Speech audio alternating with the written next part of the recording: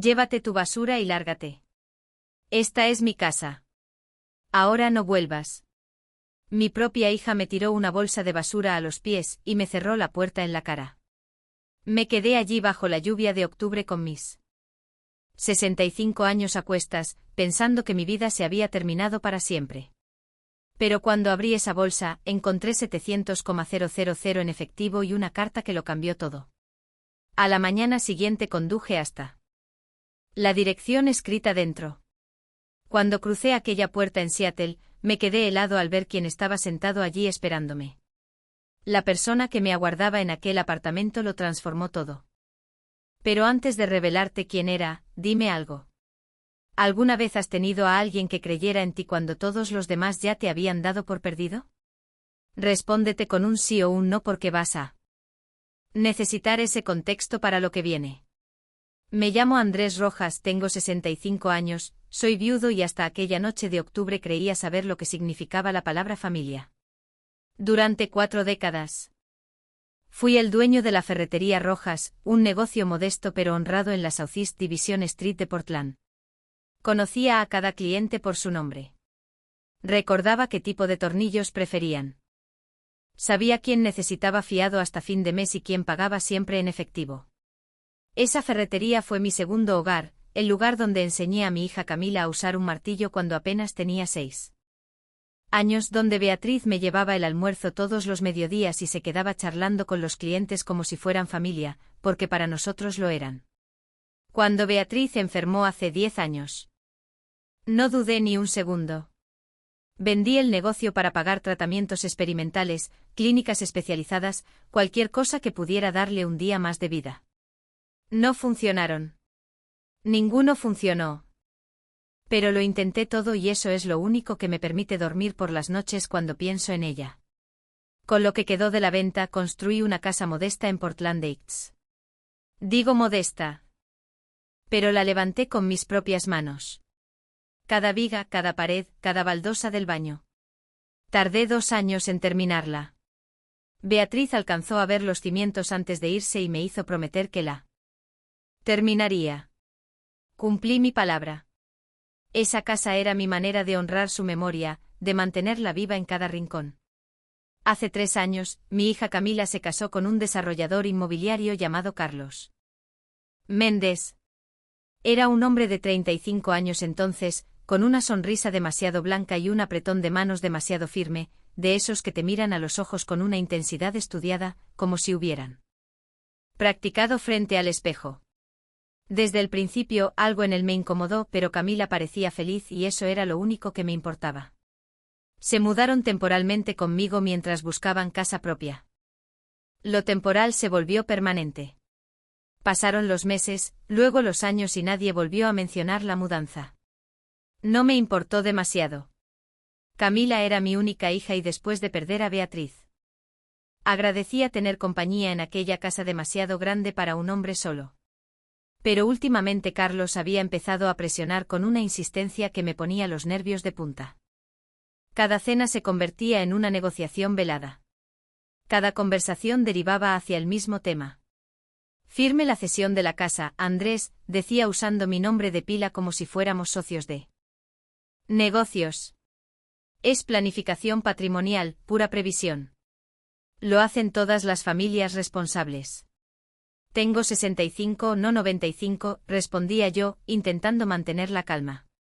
Todavía me quedan buenos años. La casa ya valía $2,5 millones según la última tasación y los ojos de Carlos brillaban cada vez que esa cifra salía en la conversación. Era un brillo que reconocía bien. El mismo que había visto en hombres codiciosos toda mi vida. Aquella tarde de martes a inicios de octubre, todo llegó al límite. El cielo estaba gris y amenazaba lluvia, como si Portland supiera lo que estaba a punto de ocurrir. Carlos llegó del trabajo más temprano de lo habitual, con una carpeta bajo el brazo y esa sonrisa suya que ya había aprendido a temer. Tiró unos papeles sobre la mesa del comedor con un golpe seco que resonó en toda la casa. Firme aquí, ordenó sin preámbulos. Traspaso de la propiedad a nombre de Camila. Es lo mejor para todos. Miré los documentos sin tocarlos. Reconocí el membrete de un bufete de abogados caro, el tipo de firma que cobra miles de dólares solo por redactar un contrato. No voy a firmar nada, dije negando con la cabeza. Su mandíbula se tensó visiblemente. Los músculos de su cuello se marcaron bajo la piel. Está siendo egoísta, Andrés. Tremendamente egoísta. Esta casa vale 2,5 millones de dólares. ¿Qué pasa si le da un infarto? ¿Mañana? ¿Qué pasa si tiene un accidente? Tenemos que proteger el patrimonio familiar. Me puse de pie despacio, sintiendo cómo la rabia me subía por el pecho. ¿Protegerlo o controlarlo? Pregunté mirándolo directamente a los ojos. Carlos se puso rojo, una vena palpitando en su frente. Viejo terco, siseó, está viviendo bajo nuestro techo, comiendo nuestra comida. Usando nuestra electricidad. Debería estar agradecido. Yo construí este techo, repliqué con firmeza, cada viga, cada pared las levanté con mis propias manos mientras tú todavía ibas a la escuela. Esta casa es mía. Camila estaba sentada frente a nosotros durante todo el intercambio, pálida como el papel, con las manos entrelazadas sobre la mesa, y eso era lo más extraño de todo. Mi hija nunca se quedaba callada en una discusión. Desde niña había sido una luchadora, una mujer de opiniones fuertes y voz clara, pero aquella tarde solo miraba sus manos que se retorcían sin parar, como si tuvieran vida propia. Camila, hija, háblame, le pedí buscando sus ojos. Dime algo. No levantó la vista. Sus hombros estaban tensos. Su respiración era superficial. Algo estaba terriblemente mal, pero en ese momento no supe interpretarlo. Carlos aprovechó mi distracción para inclinarse hacia mí, invadiendo mi espacio personal. Firme los papeles, Andrés. Dijo en voz baja, casi un susurro. ¿O habrá consecuencias? Lo miré sin parpadear. ¿Eso es una amenaza? Es una promesa, respondió. Y en sus ojos vi algo que me heló la sangre, certeza absoluta. Como si ya hubiera decidido lo que iba a pasar. Afuera, la lluvia empezó a golpear los cristales con fuerza creciente. Octubre en Portland, puntual como siempre, convirtiendo el mundo en un mar de grises y sombras. Camila seguía sin mirarme y ese debió ser mi primer aviso. Debía haberlo entendido entonces, pero estaba demasiado furioso, demasiado concentrado en Carlos para ver lo que mi hija estaba tratando de decirme con su silencio. Entonces se levantó de golpe tan bruscamente que la silla chirrió contra el suelo. Su voz salió fría, desprovista de la calidez que siempre había asociado con ella, pero las manos le temblaban como hojas en el viento. Papá, ya no puedo más, dijo. Y cada palabra parecía costarle un esfuerzo sobrehumano. ¿No puedes con qué, hija?, pregunté. Genuinamente confundido. ¿Qué está pasando aquí? Papá, el problema eres tú, continuó y su voz se quebró casi imperceptiblemente. Eres una carga, un ancla que nos arrastra hacia abajo. Nos impides avanzar, construir nuestra propia vida. Ya no te queremos aquí. Las palabras me golpearon como un puñetazo en el estómago, robándome el aliento. Me quedé paralizado, incapaz de procesar lo que estaba escuchando. Esta era mi Camila, la niña a quien había enseñado a montar bicicleta, la adolescente que me abrazaba cuando tenía pesadillas, la mujer que lloró en mi hombro cuando su madre murió. No podía estar diciendo esto. Camila caminó hacia el armario del pasillo con pasos mecánicos casi robóticos. Sacó una bolsa de basura negra grande del tipo que usábamos para la limpieza del jardín y me la tiró a los pies. El plástico negro aterrizó con un sonido sordo sobre el suelo de madera que yo mismo había instalado años atrás. Llévate tus cosas y lárgate, dijo. Y su voz sonaba como si viniera de muy lejos. Esta es mi casa ahora. No vuelvas. Carlos cruzó los brazos detrás de ella, sonriendo con una superioridad que me revolvió el estómago. Había ganado. Lo sabía y quería que yo lo supiera también. Camila, por favor, susurré dando un paso hacia ella, buscando algún rastro de mi hija en aquellos ojos que evitaban los míos. Soy tu padre. Hemos pasado por todo juntos. No puedes hablar en serio. Ella no me miró. Mantuvo la vista fija en algún punto del suelo, sus manos cerradas en puños a los costados. Carlos se adelantó y me empujó hacia la puerta con más fuerza de la necesaria. La escuchó, dijo, ya oyó a su hija. Ahora váyase antes de que llamemos a la policía. Sus manos me empujaron de nuevo y esta vez tropecé hacia atrás, cruzando el umbral de mi propia casa. La puerta se cerró de golpe frente a mi cara y el sonido resonó en mis oídos como el disparo que marca el final de algo. Me quedé en el porche bajo la lluvia, que ya caía con fuerza, sujetando aquella bolsa de basura negra como si fuera lo único que me ataba a la realidad. Mi mente estaba completamente en blanco. No sentía el frío del agua que me empapaba. La ropa. No sentía el viento que me azotaba el rostro. Solo sentía un vacío inmenso donde antes había estado mi corazón. Caminé sin rumbo durante varios minutos, quizás más, hasta que mis pies me llevaron a una marquesina de autobús a una cuadra de la casa. Me dejé caer en el banco helado con la bolsa negra a mi lado, mientras la lluvia repiqueteaba sobre el techo de plástico, creando una sinfonía de desolación. ¿Cuántas veces había pasado por esta misma parada? ¿Cuántas veces había saludado a los vecinos que esperaban el autobús mientras yo volvía de mi paseo matutino? Ahora era un extraño en mi propio barrio, un hombre sin hogar, sentado bajo la lluvia con todo lo que le quedaba en una bolsa de basura. No sé cuánto tiempo estuve allí, empapado hasta los huesos, con el agua calándome la chaqueta de lana que Beatriz me había regalado en nuestro último aniversario juntos. Las manos me temblaban, pero no sabía si era por el frío o por el shock. Pensé en Beatriz, en lo que diría si pudiera verme ahora. Pensé en los 40 años que había dedicado a mi familia, a mi negreso, a construir algo sólido y duradero. Todo reducido a esto. Un anciano sentado en un banco de autobús, descartado como basura por su propia hija. La hija a la que había criado, a la que había amado incondicionalmente durante 35 años, me había sacado de su vida como si fuera desperdicio, como si todos esos años no significaran nada. El dolor era tan intenso que casi no podía respirar. Pero entonces algo cambió. Bajo la luz intermitente y amarillenta de una farola. Al fin reuní el valor para abrir la bolsa. No sé qué esperaba encontrar. Ropa vieja quizás, cacharros que Camila quería tirar, recuerdos que ya no le importaban. Mis dedos, torpes por el frío y la emoción, lucharon con el nudo del plástico hasta que cedió. Lo que tocaron no era tela ni objetos viejos, eran paquetes. Paquetes envueltos en plástico transparente, compactos y pesados. Los saqué uno por uno y mis ojos tardaron en procesar lo que estaba viendo.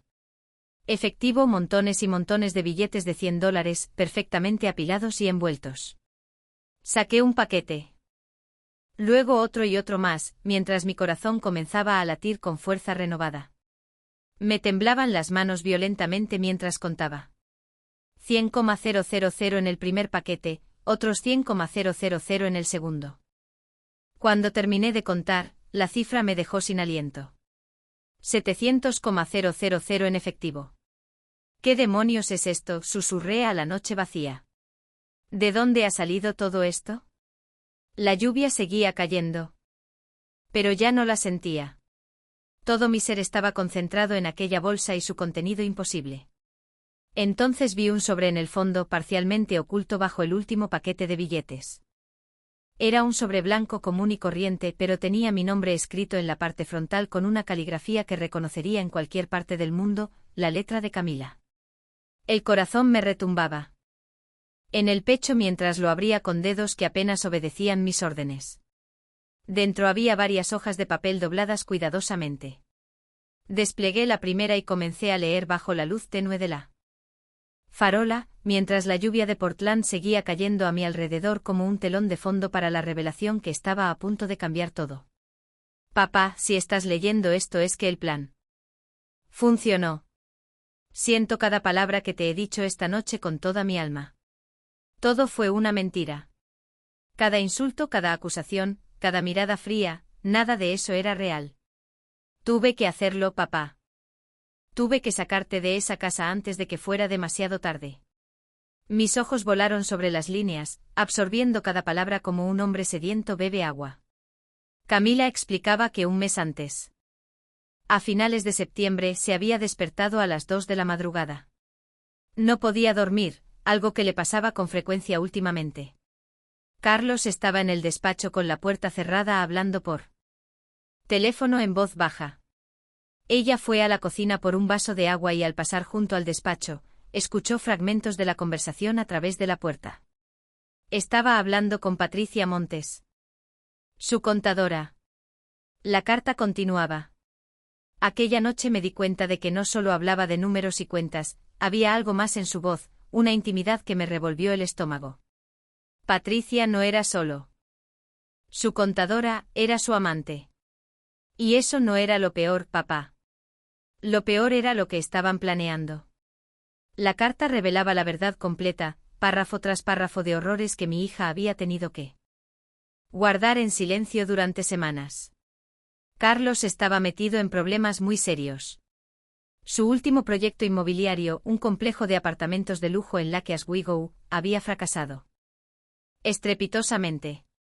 Pero en lugar de aceptar las pérdidas, Carlos había jugado con dinero que no era suyo. Se había apropiado de más de $3 millones de los inversores, falsificando documentos para ocultar las pérdidas. Había apostado ese dinero en casinos de Las Vegas, convencido de que podía recuperarlo con una buena racha. La racha nunca llegó. Ahora debía dinero a gente peligrosa y la única salida que veía era mi casa. Valía $2,5 millones, pero estaba a mi nombre. Sin mi firma no podía tocarla. Su idea era simular un accidente. Continuaba la carta y las manos me temblaron tanto que casi dejé caer el papel. Hablaban de una caída por las escaleras, de una emergencia médica mientras dormías. Carlos lo decía con tanta calma, papá, como si estuviera planificando una remodelación en lugar de lo que realmente planeaba. Cuando desaparecieras, falsificaría tu firma, transferiría la propiedad, hipotecaría la casa y huiría con Patricia a algún lugar. Sin tratado de extradición. Leí esas líneas 3 veces antes de que su significado penetrara completamente. Mi yerno había planeado eliminarme. Había discutido mi muerte con su amante como si fuera un trámite administrativo, un obstáculo menor en su camino hacia el dinero fácil. La rabia comenzó a hervir en mi pecho, mezclándose con el miedo y el alivio en una combinación que nunca había experimentado. La carta de Camila explicaba por qué no había podido actuar antes. Intenté reunir pruebas, papá, pero no tengo suficiente. Escuché aquella llamada, pero no la grabé.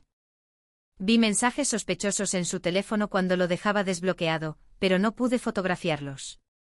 Carlos lo tiene todo bajo llave, su computadora, sus archivos, sus cuentas y no me pierde de vista. Cada vez que me quedo trabajando hasta tarde aparece para hacerme compañía.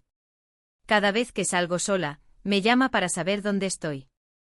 Si sospecha algo, sé que estaremos en peligro los dos. Por eso, primero tenía que sacarte de la casa. Tenía que hacerle creer que lo elegía a él en lugar de a ti. Es lo más duro que he hecho en mi vida, papá. Cada palabra que te dije esta noche me arrancó un pedazo del alma. El dinero, explicaba Camila, era suyo, completamente suyo. Esos 700,000 los había ganado con su trabajo como diseñadora independiente y con participaciones en 3 startups tecnológicas que habían sido compradas por empresas más grandes. Carlos creía que ella ganaba 30,000 al año con pequeños trabajos de diseño. La realidad era que sus ingresos superaban los 120,000 anuales y llevaba años escondiendo la diferencia en cuentas que él desconocía.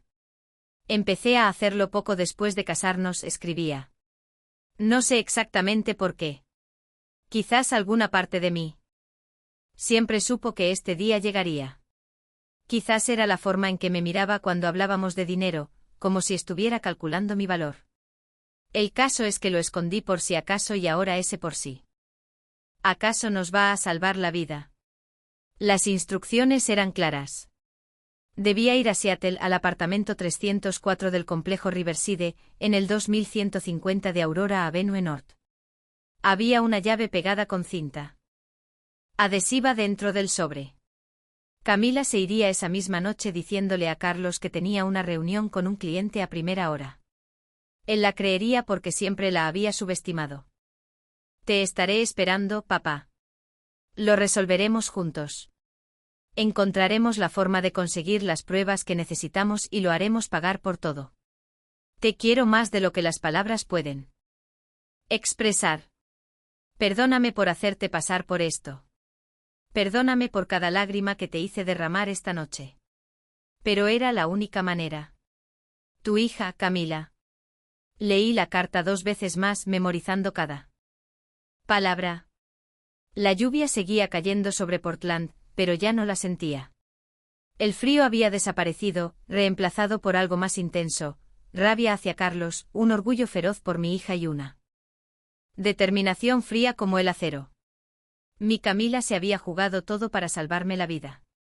Había escuchado planes horribles salir de la boca del hombre con quien compartía cama y, en lugar de desmoronarse, había actuado.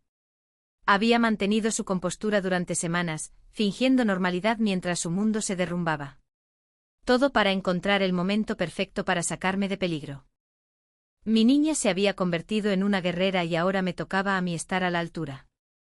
Me levanté del banco empapado con una energía que no había sentido en años.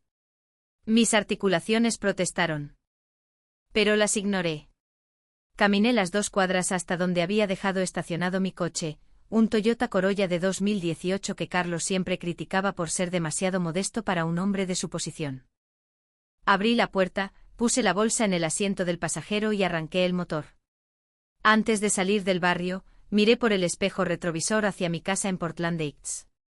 Las luces del salón seguían encendidas. Carlos probablemente estaba celebrando, brindando con el whisky caro que compraba con dinero robado, convencido de que había ganado. Carlos Méndez cometió un error fatal aquella noche. Nos dio tiempo. Creyó que yo era un anciano indefenso que desaparecería en la oscuridad, derrotado y roto. No sabía que acababa de despertar algo mucho más peligroso que la codicia que él conocía. El amor de un padre por su hija y la determinación de un hombre que no tenía nada más que perder. Tomé la autopista I-5 hacia el norte, conduciendo a través de la noche lluviosa con las manos firmes en el volante. El tráfico era escaso a esas horas y las luces de los demás coches pasaban como estrellas fugaces en la oscuridad. Pensé en Beatriz durante el camino, en lo que me diría si pudiera verme. Protege a nuestra hija Andrés, es lo único que importa.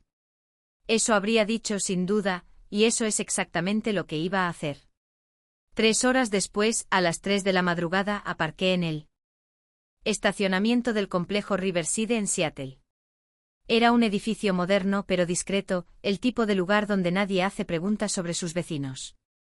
Camila había elegido bien. Subí al 3er piso con la bolsa de dinero colgando del hombro y el corazón latiendo con fuerza. Busqué el apartamento 304 en el pasillo silencioso con las luces fluorescentes zumbando sobre mi cabeza. Cuando llegué a la puerta, las manos me temblaban mientras sacaba la llave del sobre. Pero antes de que pudiera insertarla en la cerradura, la puerta se abrió desde dentro. Camila estaba allí de pie. En el umbral.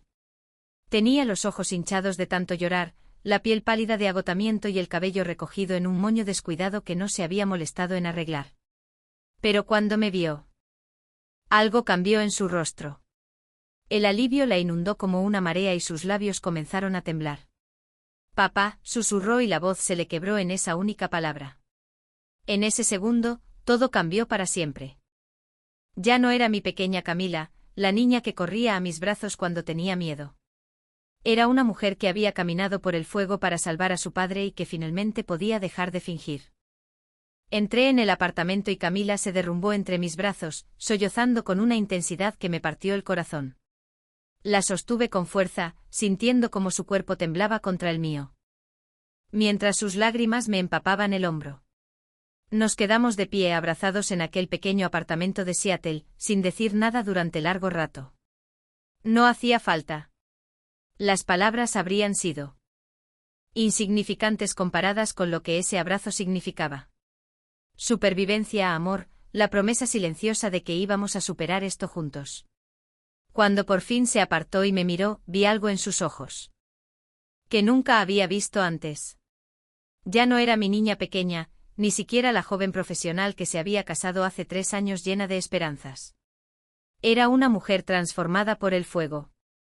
Endurecida por semanas de terror silencioso, pero también más fuerte de lo que jamás había imaginado. Odié cada segundo de esta noche, murmuró limpiándose las lágrimas con el dorso de la mano. Tener que decirte esas cosas horribles, mirarte a los ojos y llamarte una carga.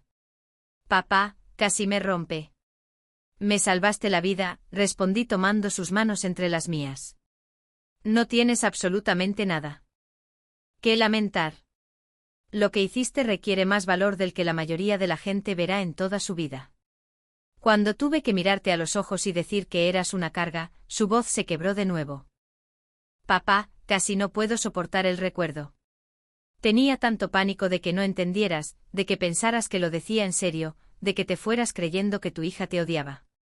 Le apreté las manos con más fuerza, tratando de transmitirle toda la seguridad que sentía. Lo sé, hija, lo vi. Estabas temblando como una hoja. No podías mirarme a los ojos. En ese momento no lo entendí, pero ahora sí. Eras tú la que estaba sufriendo más que nadie en esa habitación. Camila me miró con los ojos brillantes de lágrimas no derramadas. ¿De verdad no me odias ni siquiera un poco? Escúchame bien. Camila, dije con toda la firmeza que pude reunir. Lo que hiciste esta noche requiere más valor que cualquier cosa que yo haya visto en 65 años de vida. Ya no eres mi niña, eres una de las personas más valientes que conozco y estoy increíblemente orgulloso de ser tu padre. Compartimos un momento breve pero profundo, y luego la determinación volvió a apoderarse de mí. No había tiempo para más lágrimas. Teníamos trabajo que hacer. Ahora, dije adoptando el tono práctico que había usado durante décadas para resolver problemas en la ferretería. Enséñame todo lo que tienes.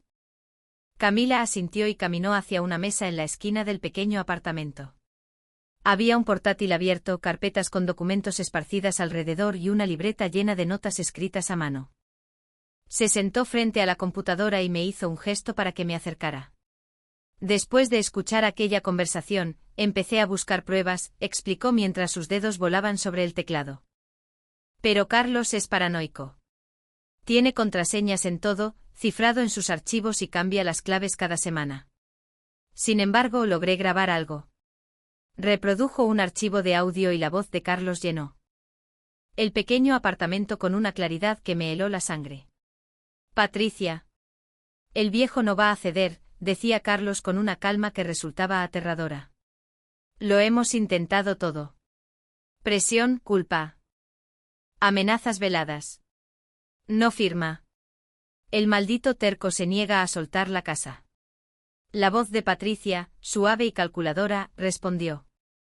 Entonces, ¿qué hacemos, Carlos? No podemos esperar eternamente. Los inversores empiezan a hacer preguntas. Hubo una pausa y luego Carlos habló de nuevo, bajando la voz como si temiera que alguien pudiera escucharlo. Lo hacemos por las malas. Tiene 65 años y vive con nosotros. Un accidente doméstico es lo más fácil del mundo. Una caída por las escaleras en medio de la noche, un golpe en la cabeza en el baño. Podría parecer un infarto, un derrame cerebral, cualquier cosa. A nadie le extrañará que un hombre de su edad tenga una emergencia médica. La policía ni siquiera investigará. ¿Y Camila?, preguntó Patricia y había algo en su voz que sonaba casi como celos. ¿Qué hacemos con tu esposa? Carlos se rió una carcajada fría que me revolvió el estómago. Camila confía en mí ciegamente. Es una ingenua. Cuando el viejo desaparezca, haré el papel de esposo destrozado. Ha sido una tragedia, pero tenemos que seguir adelante. Estará tan perdida en el duelo que firmará cualquier cosa que le ponga delante sin leerla. Transferimos la casa a su nombre, luego al mío, mediante el acuerdo matrimonial. La hipotecamos por 2 millones, pagamos las deudas más urgentes y desaparecemos. Para cuando alguien se dé cuenta de Algo estaremos en las Caimán bebiendo piñas coladas. ¿Y si Camila no firma?, preguntó Patricia. Y ahora había un tono de preocupación genuina. ¿Y si sospecha algo? Hubo una pausa larga. Demasiado larga, antes de que Carlos respondiera. Entonces tendremos que tener otro accidente. Una pareja destrozada por la pérdida del padre. Esas cosas pasan. La gente se suicida por el dolor o tiene accidentes de coche. El mundo está lleno de tragedias convenientes. La grabación terminó y el silencio llenó el apartamento. Me quedé mirando la pantalla del portátil, sintiendo como la sangre se me enfriaba en las venas. No era solo mi vida la que estaba en peligro, era la de mi hija también. Carlos había hablado de eliminarla con la misma indiferencia con la que habría discutido. Tirar un mueble viejo. Hay más, dijo Camila y su voz era ahora firme, profesional. Había encontrado su centro, su propósito. Me mostró carpetas llenas de documentos que había logrado fotografiar o copiar durante las últimas semanas. Extractos bancarios que revelaban $3,2 millones desaparecidos de las cuentas del último proyecto de Carlos. Transferencias a cuentas en paraísos fiscales. Con nombres de empresas fantasma. Registros de pérdidas abultadas en casinos de Las Vegas vinculados a una cuenta de jugador a su nombre. Documentos de inversión que habían sido claramente manipulados con cifras que no cuadraban. Fotografías de Carlos y Patricia juntos en restaurantes caros, en hoteles de lujo, en situaciones que no dejaban lugar a dudas sobre la naturaleza de su relación. Lleva 2 años engañándome, papá, dijo Camila. Y aunque su voz era tranquila, vi el dolor en sus ojos.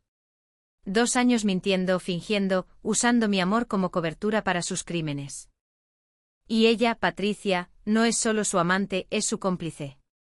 Usa sus conocimientos de contabilidad para esconder todo, para mover el dinero, para falsificar los registros. Son un equipo. Me quedé mirando la montaña de pruebas esparcidas sobre la mesa. Tienes grabaciones, pruebas financieras, fotografías, dije procesando la información. ¿Cómo que no es suficiente? Camila suspiró frotándose los ojos cansados. Lo investigué, papá. Hablé con un abogado discretamente sin darle detalles específicos. Hablar de hacer daño a alguien no siempre es suficiente para una condena criminal. Un buen abogado defensor lo llamará desahogo, exageración, fantasía. Dirá que Carlos estaba frustrado, que solo estaba ventilando, que nunca tuvo intención real de hacerlo. Sin un acto concreto, sin un delito consumado, podría salir libre. Y entonces sabría que lo traicionamos y estaríamos en peligro real. Necesitamos que cometa un delito que podamos demostrar sin ninguna duda, dije despacio, entendiendo la lógica. Exacto, asintió Camila. Y aquí es donde entra el plan. Si desapareces, si Carlos cree que se salió con la suya y que tú simplemente te fuiste, se volverá descuidado. Se sentirá invencible. Y cuando alguien se siente invencible, comete errores. Falsificará tu firma para transferir la casa a mi nombre.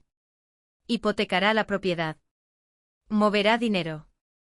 Cada una de esas acciones es fraude, cada una es un delito federal y cada una se puede probar con documentos, con registros, con testigos. Me recliné en la silla pensando en las implicaciones. Era un plan arriesgado, pero brillante, dejarlo creer que había ganado para que se destruyera a sí mismo. Pero necesitas ayuda, dije. No puedes hacer esto sola. Alguien tiene que documentar cada movimiento, recopilar las pruebas de forma que sean admisibles en un tribunal, coordinar con las autoridades. Camila me miró con una mezcla de esperanza y agotamiento. Por eso te necesito, papá. Por eso te saqué de la casa, no solo para protegerte, para que me ayudes. Pensé durante un momento largo, repasando mentalmente mis contactos, mis recursos, las personas en las que podía confiar. Después de tantos años. Entonces recordé un nombre. ¿Sigues teniendo el número de Samuel Castillo?, pregunté. Camila parpadeó sorprendida por el cambio de tema. ¿Tu viejo compañero del ejército? ¿El investigador privado? Ese mismo, sonreí levemente por primera vez en horas. Samuel y yo servimos juntos. Nos salvamos la vida mutuamente más veces de las que puedo contar. Después del ejército, él se dedicó a la investigación privada. Ha trabajado casos de fraude corporativo, infidelidades de alto perfil, desapariciones. Si hay alguien que puede ayudarnos a construir un caso sólido contra Carlos, es él. Tengo su número, dijo Camila buscando en su teléfono. Pero papá, no hemos hablado con él en años. ¿Crees que querrá involucrarse en algo así? Llámalo mañana a primera hora, dije con confianza. Cuéntale todo. Samuel nunca me ha fallado y no va a empezar ahora. Aquella misma mañana, mientras el sol comenzaba a asomar sobre el horizonte de Seattle, tiñendo el cielo de naranja y rosa, hice 2 llamadas que cambiarían el curso de todo. La primera fue a Samuel Castillo. Contestó al segundo tono, a pesar de que eran apenas las 6 de la mañana. A Andrés su voz sonaba ronca, pero alerta, la voz de un hombre acostumbrado a recibir llamadas a cualquier hora. ¿De verdad eres tú? Llevamos 3 años sin hablar. ¿Qué diablos está pasando? Le expliqué la situación de la forma más concisa posible. Mi yerno planeando eliminarme, mi hija salvándome la vida, la necesidad de construir un caso sólido antes de que Carlos pudiera hacer más daño. Hubo un silencio al otro lado de la línea cuando terminé y por un momento temí que Samuel pensara que me había vuelto loco. Entonces habló y su voz era la misma que recordaba de hace 40 años. Cuando nos cubríamos las espaldas, firme, decidida, absolutamente leal. Cuenta conmigo, Andrés. ¿Cuándo empezamos? La segunda llamada fue a una persona que Samuel me recomendó, Elena Vázquez. Una contadora forense que había trabajado con el FBI en casos de fraude financiero de alto nivel. Había dejado el gobierno para montar su propia consultora y tenía una reputación impecable. Para el mediodía, ya habíamos armado un equipo. Samuel llegó a Seattle en coche desde Portland, donde todavía vivía. Elena se unió por videoconferencia desde su oficina en San Francisco. Camila desplegó todos sus documentos sobre la mesa del apartamento y durante horas revisamos cada pieza de evidencia, cada grabación, cada fotografía. Al caer la tarde teníamos una estrategia clara. Carlos Méndez creía que estaba jugando al ajedrez, moviendo piezas con la arrogancia de quien se cree el jugador más inteligente de la sala. Lo que no sabía era que acabábamos de volcarle el tablero entero. Las 8 semanas siguientes fueron las más largas y extrañas de mi vida. Me convertí en un fantasma, un hombre que había dejado de existir oficialmente, sin teléfono, sin tarjetas de crédito, sin rastro digital de ningún tipo. Viví en aquel pequeño apartamento de Seattle como si fuera un testigo protegido, saliendo solo para compras esenciales en tiendas alejadas del centro, pagando siempre en efectivo, evitando cualquier cámara de seguridad que pudiera captarme. Samuel se encargó de los detalles técnicos de mi desaparición. Cancelamos todas mis tarjetas, reportándolas como perdidas. Compramos un teléfono prepagado en una tienda de electrónica pagando en efectivo. El apartamento estaba alquilado bajo un nombre falso que Samuel había usado en operaciones anteriores. Es como morir sin morirse, le dije a Samuel una noche mientras cenábamos comida china de un restaurante cercano. Cada mañana me despierto y tengo que recordarme que ya no soy Andrés Rojas, soy nadie, un fantasma esperando el momento de volver a existir. Samuel, un hombre de pocas palabras, pero de acciones decisivas, simplemente asintió. Es temporal, Andrés. Pronto volverás a ser tú mismo, pero esta vez volverás como el hombre que destruyó a Carlos Méndez. Mientras tanto, 3 horas al sur en Portland, Carlos caminaba directo hacia cada una de las trampas que le habíamos tendido. Camila informó a los vecinos de mi desaparición con una actuación digna de un Oscar. Mi papá estaba destrozado después de nuestra discusión, les decía con los ojos húmedos y la voz temblorosa. Se fue esa misma noche. No sé a dónde. He llamado a todos sus amigos, a todos los lugares donde podría estar. Es como si se lo hubiera tragado la tierra. Interpretó a la hija preocupada a la perfección, apareciendo en la estación de policía para reportar mi desaparición, llamando a hospitales, publicando en redes sociales con fotos mías pidiendo información. En público, Carlos la consolaba con una ternura nauseabunda. Ya volverá cuando se le pase el berrinche, le decía frotándole la espalda con falsa preocupación. Los mayores pueden ser muy tercos. Dale tiempo. En privado, según las cámaras ocultas que Camila había instalado discretamente en la casa, Carlos murmuraba cosas muy diferentes. Maldito engreído, lo captamos diciendo. Una noche mientras bebía whisky solo en el despacho. Se fue. Perfecto. Ahora solo tenemos que esperar un poco más y reclamar la casa. El viejo nos hizo un favor al desaparecer. Samuel. Con su red de contactos y su experiencia en operaciones encubiertas, creó una pista falsa meticulosamente diseñada. Con ayuda de un amigo en el sistema bancario, empezó a aparecer actividad a nombre de Andrés Rojas en Arizona. Un cargo de tarjeta en una gasolinera de Tucson, una compra en un Walmart de Phoenix, un retiro de efectivo en un cajero de Flagstaff.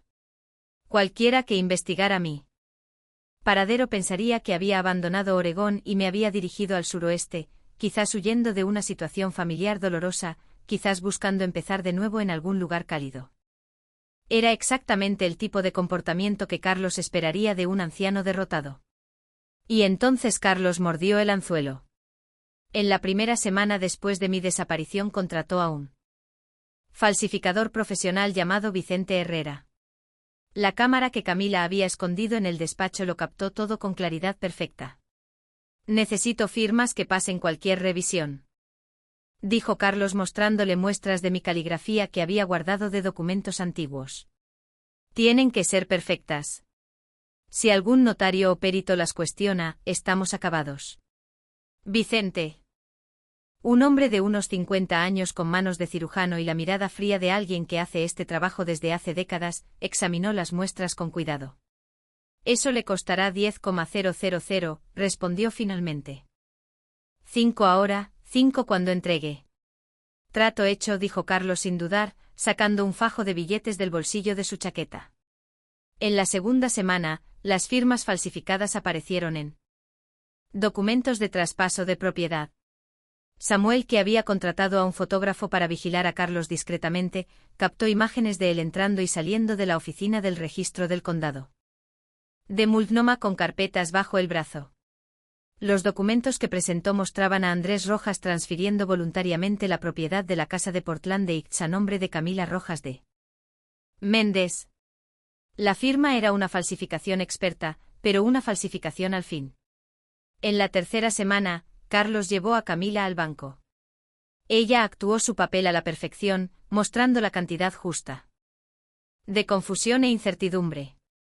Como tu papá parece haberse ido definitivamente, deberíamos proteger nuestros bienes, le dijo Carlos con voz melosa.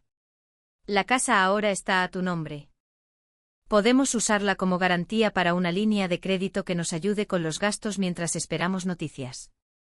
Camila asintió aparentando docilidad, pero debajo de su blusa llevaba un micrófono inalámbrico de última generación que Samuel había conseguido a través de sus contactos.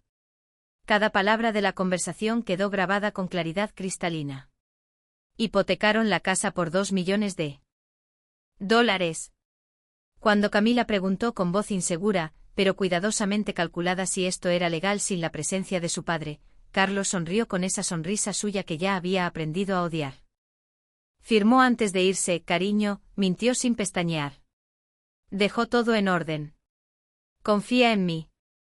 Samuel grabó cada palabra, cada mentira documentada, cada delito registrado para la posteridad. En la cuarta semana, Carlos comenzó a pagar sus deudas con el dinero de la hipoteca fraudulenta. 200,000 fueron al casino de Las Vegas, donde había acumulado pérdidas durante años. 400,000 más a prestamistas privados que habían empezado a hacer preguntas incómodas. Samuel siguió cada transferencia documentando cada movimiento de fondos con la meticulosidad de un cirujano.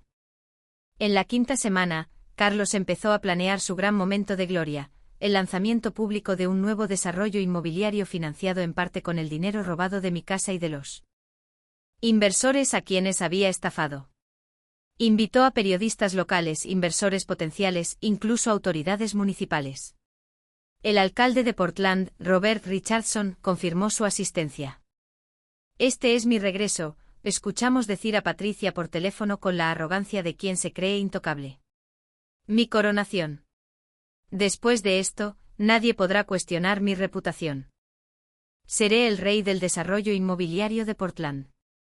En las semanas 6 y 7, Carlos se volvió cada vez más cariñoso con Camila, quizás sintiendo que necesitaba asegurar su lealtad ahora que el dinero empezaba a fluir. Le compraba regalos caros, joyas, ropa de diseñador, un bolso que costaba más que el salario mensual de una persona normal. Camila fingía agradecimiento con una habilidad que me impresionaba y me entristecía a partes iguales. Cada sonrisa falsa, cada beso en la mejilla, cada gracias, mi amor debía costarle un pedazo del alma, pero nunca se le escapó el papel ni una vez. En la 8ª semana, Patricia se instaló en la habitación de invitados de mi casa bajo el pretexto de ayudar a planear el proyecto. Ya casi ni se molestaban en ocultar el affair. Carlos entraba en su habitación a medianoche y no salía hasta el amanecer. Camila fingía dormir, fingía no darse cuenta, fingía ser la esposa ingenua que Carlos creía que era. Desde Seattle yo observaba todo a través de las grabaciones que Camila nos enviaba diariamente. Cada mentira, cada firma falsificada, cada dólar robado. Estábamos construyendo un caso blindado, un muro de evidencia tan sólido que ningún abogado del mundo podría derribarlo. Y Carlos caminaba feliz hacia su propia ruina, completamente ajeno a la destrucción que se avecinaba. Pero entonces llegó el descubrimiento más oscuro de todos. A finales de la 7ª semana, Camila me envió una nueva grabación con un mensaje que me heló la sangre. Papá, tienes que escuchar esto. Es peor de lo que pensábamos. Me puse los auriculares con manos temblorosas y presioné play. La voz de Carlos llenó mis oídos y cada palabra era como un cuchillo clavándose en mi corazón. Camila está actuando raro últimamente, decía Carlos con un tono de sospecha que no le había escuchado antes. Hace demasiadas preguntas sobre los papeles de la casa. Quiere saber detalles de las transferencias. ¿Crees que sabe algo? No lo sé, respondió Patricia. Y había preocupación genuina en su voz. Puede que sí. Es más inteligente de lo que creíamos, Carlos. Nunca debimos subestimarla. Hubo una pausa larga cargada de tensión. Cuando Carlos habló de nuevo, su voz era fría como el hielo. Si realmente sabe algo, entonces se convierte en un problema. El viejo fue fácil. Era prescindible, un obstáculo menor. Pero Camila es diferente. Si decide divorciarse, si va a los abogados, se lleva la mitad de todo. La mitad de la casa, la mitad del dinero, la mitad del proyecto. No podemos permitir que eso pase. ¿Qué estás sugiriendo? Preguntó Patricia.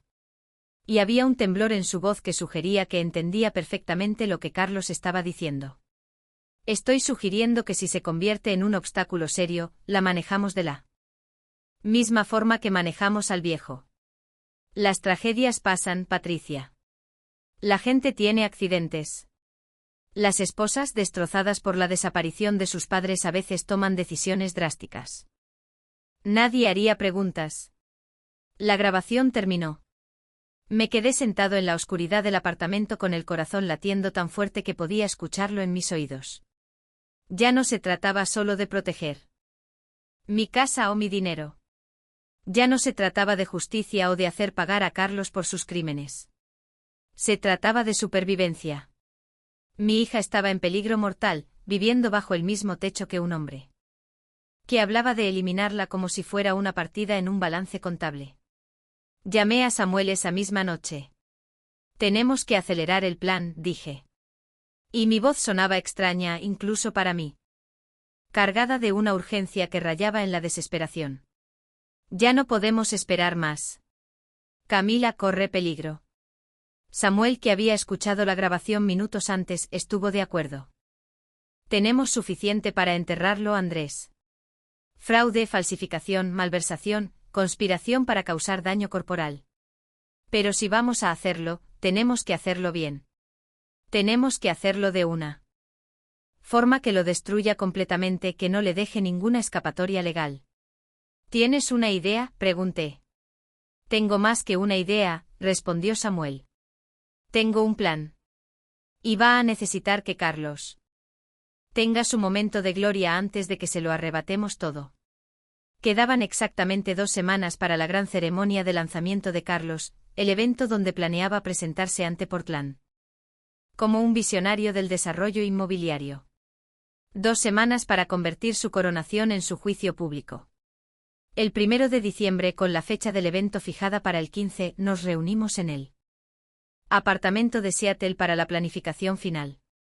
Samuel se sentó frente a mí con carpetas y pruebas esparcidas sobre la mesa como si fueran piezas de un rompecabezas que estábamos a punto de completar.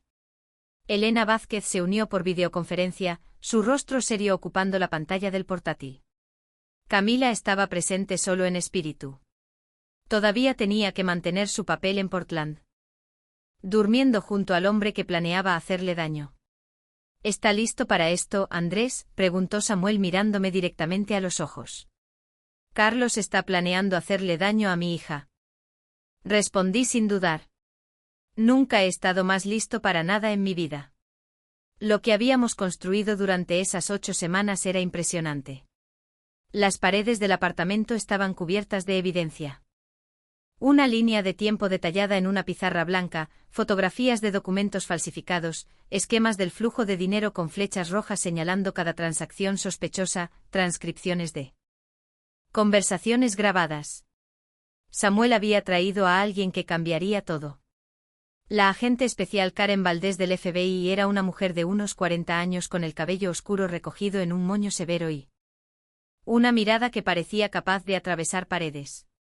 Llevaba meses investigando a Méndez Desarrollos por fraude a inversores, pero no había conseguido reunir suficientes pruebas para obtener una orden judicial. Tenemos a Méndez Desarrollos en la mira desde hace tiempo, explicó revisando nuestros documentos con ojos expertos. Recibimos denuncias de inversores que sospechaban irregularidades. Pero Carlos es cuidadoso. Mantiene todo compartimentalizado, usa intermediarios, destruye registros. No conseguíamos el eslabón que conectara todo hasta ahora. Levantó la vista de los papeles y nos miró a Samuel y a mí con una expresión que mezclaba respeto y asombro profesional. Lo que ustedes han reunido aquí es extraordinario. Grabaciones directas de conspiración para causar daño. Documentación de firmas falsificadas con muestras de comparación, registro completo del flujo de fondos malversados. Esto no solo rellena las lagunas de nuestro caso, lo convierte en algo hermético. Elena intervino desde la pantalla. He analizado los registros financieros. Puedo demostrar sin lugar a dudas que Carlos desvió 3,2 millones de fondos de inversores a cuentas personales y offshore. Las transferencias a Patricia Montes suman 900,000. Los gastos personales documentados, incluyendo apuestas de casino, propiedades y lujos, superan el 1,5 millones. Es malversación. Textual, fraude electrónico y probablemente evasión fiscal. Karen asintió lentamente, procesando toda la información. Esto es sólido. Falsificación, fraude hipotecario, malversación de fondos. Conspiración para causar daño corporal. Si sumamos todo, se enfrenta a un mínimo de 15 años en prisión federal, probablemente más cerca de 20. Pero entonces levantó una mano, su expresión tornándose seria. Sin embargo, tenemos que atraparlo de forma absolutamente limpia. Un arresto ordinario en su casa o en su oficina le da tiempo para prepararse, para contactar abogados, para construir una narrativa alternativa.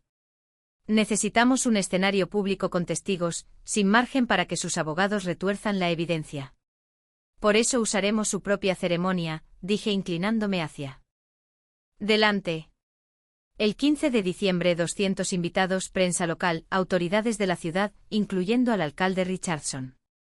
Carlos estará en el escenario convencido de que está viviendo el momento más importante de su carrera. Y entonces le mostraremos al mundo exactamente quién es realmente. Karen me observó durante un largo momento evaluándome. Los arrestos públicos de este tipo no eran procedimiento estándar del FBI. Había riesgos, complicaciones, la posibilidad de que algo saliera mal. Pero también había algo que ella entendía perfectamente, la justicia poética de destruir a Carlos en el mismo momento que había diseñado para su consagración.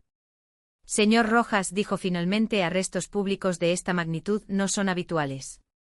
Requieren aprobación de superiores. Coordinación con fuerzas locales, planificación meticulosa. Lo sé, respondí, pero este hombre planeó hacerme daño a mí y a mi hija. Robó millones a decenas de personas que confiaron en él. Se pavonea por Portland como si fuera un ciudadano ejemplar mientras destruye vidas en las sombras. Necesita caer tan públicamente como se elevó, o tipos como él seguirán creyéndose intocables. Karen intercambió una mirada con Samuel, quien asintió casi imperceptiblemente. Entonces ella volvió a mirarme y vi que una decisión se había formado detrás de sus ojos. De acuerdo, señor Rojas. Vamos a acabar con él. Los siguientes 14 días fueron un torbellino de preparación. Samuel y yo pasamos días enteros montando el vídeo de denuncia que se proyectaría durante la ceremonia. Trabajamos en el apartamento de Seattle, rodeados de equipos de edición que Samuel había conseguido a través de sus contactos, con café frío y comida a medio terminar esparcida por todas las superficies. El vídeo empezaba con reportajes de noticias sobre mi desaparición, recortes de periódicos que Camila había guardado, fragmentos del reporte policial que ella misma había presentado. Luego venían las grabaciones, cada una sincronizada con subtítulos para máxima claridad. La voz de Carlos diciendo "lo hacemos por las malas" resonaba mientras las palabras aparecían en pantalla. Imposibles de negar o malinterpretar. Después venían las firmas falsificadas. Habíamos conseguido ejemplos de mi firma auténtica de documentos antiguos, contratos de la ferretería, papeles del banco, incluso una tarjeta de cumpleaños que le había escrito a Camila hace años. Las colocamos junto a las firmas que Carlos había usado para el traspaso de propiedad con flechas rojas señalando las diferencias, la inclinación del trazo, la presión del bolígrafo, la forma de las letras. Cualquier perito calígrafo confirmaría lo que era obvio a simple vista: las firmas de los documentos de traspaso eran falsificaciones. Los documentos financieros ocupaban la siguiente sección: gráficos claros mostrando el flujo de dinero desde las cuentas de inversores hasta las cuentas personales de Carlos, pasando por empresas fantasma y paraísos fiscales. Elena había preparado visualizaciones que incluso alguien sin conocimientos financieros podría entender. Las fotografías de la relación entre Carlos y Patricia cerraban esa sección. Imágenes tomadas en restaurantes, hoteles, incluso en el interior de mi propia casa, cortesía de las cámaras de Camila. El remate del vídeo era la revelación de que yo seguía vivo. Grabamos esa sección en el apartamento de Seattle con iluminación profesional que Samuel había conseguido.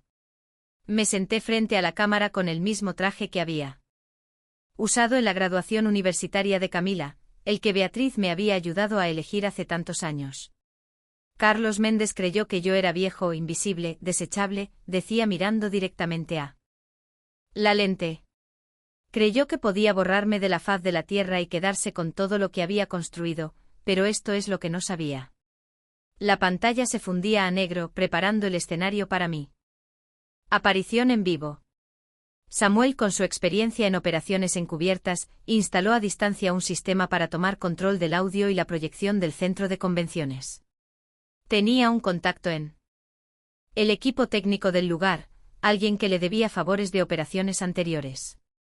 En un momento específico durante la presentación de Carlos, el sistema cortaría su contenido y activaría nuestro vídeo. Una vez disparado, nadie podría detenerlo. Preparamos también una copia de seguridad en un USB por si el sistema principal fallaba. Yo grabé la narración por partes, cuidando que mi voz sonara firme y controlada a pesar de la tormenta de emociones que rugía en mi interior. Samuel lo editó todo con precisión militar, asegurándose de que cada transición fuera suave, cada revelación tuviera el máximo impacto. Ensayamos el plan una y otra vez, anticipando cada posible fallo. Tiene que salir perfecto, decía Samuel cada noche antes de que nos fuéramos a dormir. Solo tendremos una oportunidad. Si algo sale mal, Carlos sabrá que estamos detrás de esto. Se escapará, destruirá evidencia, desaparecerá. No podemos permitir ni un solo error. El vídeo final duraba 12 minutos. Exactos. 12 minutos que contenían 8 semanas de investigación, décadas de traición y la destrucción completa de un hombre que había creído poder jugar con las vidas de otros sin consecuencias. Cada segundo estaba calculado para máximo impacto. Mientras tanto, hablaba con Camila cada día a través de una línea segura que Samuel había establecido. Ella estaba exhausta, el peso de su doble vida visible incluso a través del teléfono. No sé cuánto más puedo aguantar esto, papá, admitía en las noches cuando Carlos dormía, y ella podía escapar al baño para llamarme. Cada día tengo que sonreírle, besarlo, fingir que lo amo. Y cada noche escucho cómo habla con Patricia sobre sus planes. Me está destruyendo por dentro. Solo unos días más, le decía tratando de transmitir toda la fuerza que podía a través de la línea. Has aguantado 8 semanas. Puedes aguantar unos días más. Y cuando termine serás libre. Nunca más tendrás que fingir. Nunca más tendrás que tenerle miedo. Hubo una pausa larga antes de que respondiera. ¿De verdad crees que funcionará? Con todo mi corazón, respondí. Carlos no tiene idea de lo que le espera.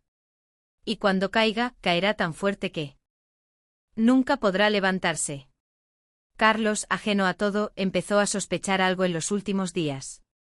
Camila me contó que había empezado a hacer preguntas sobre sus movimientos, a revisar su teléfono cuando creía que ella no miraba.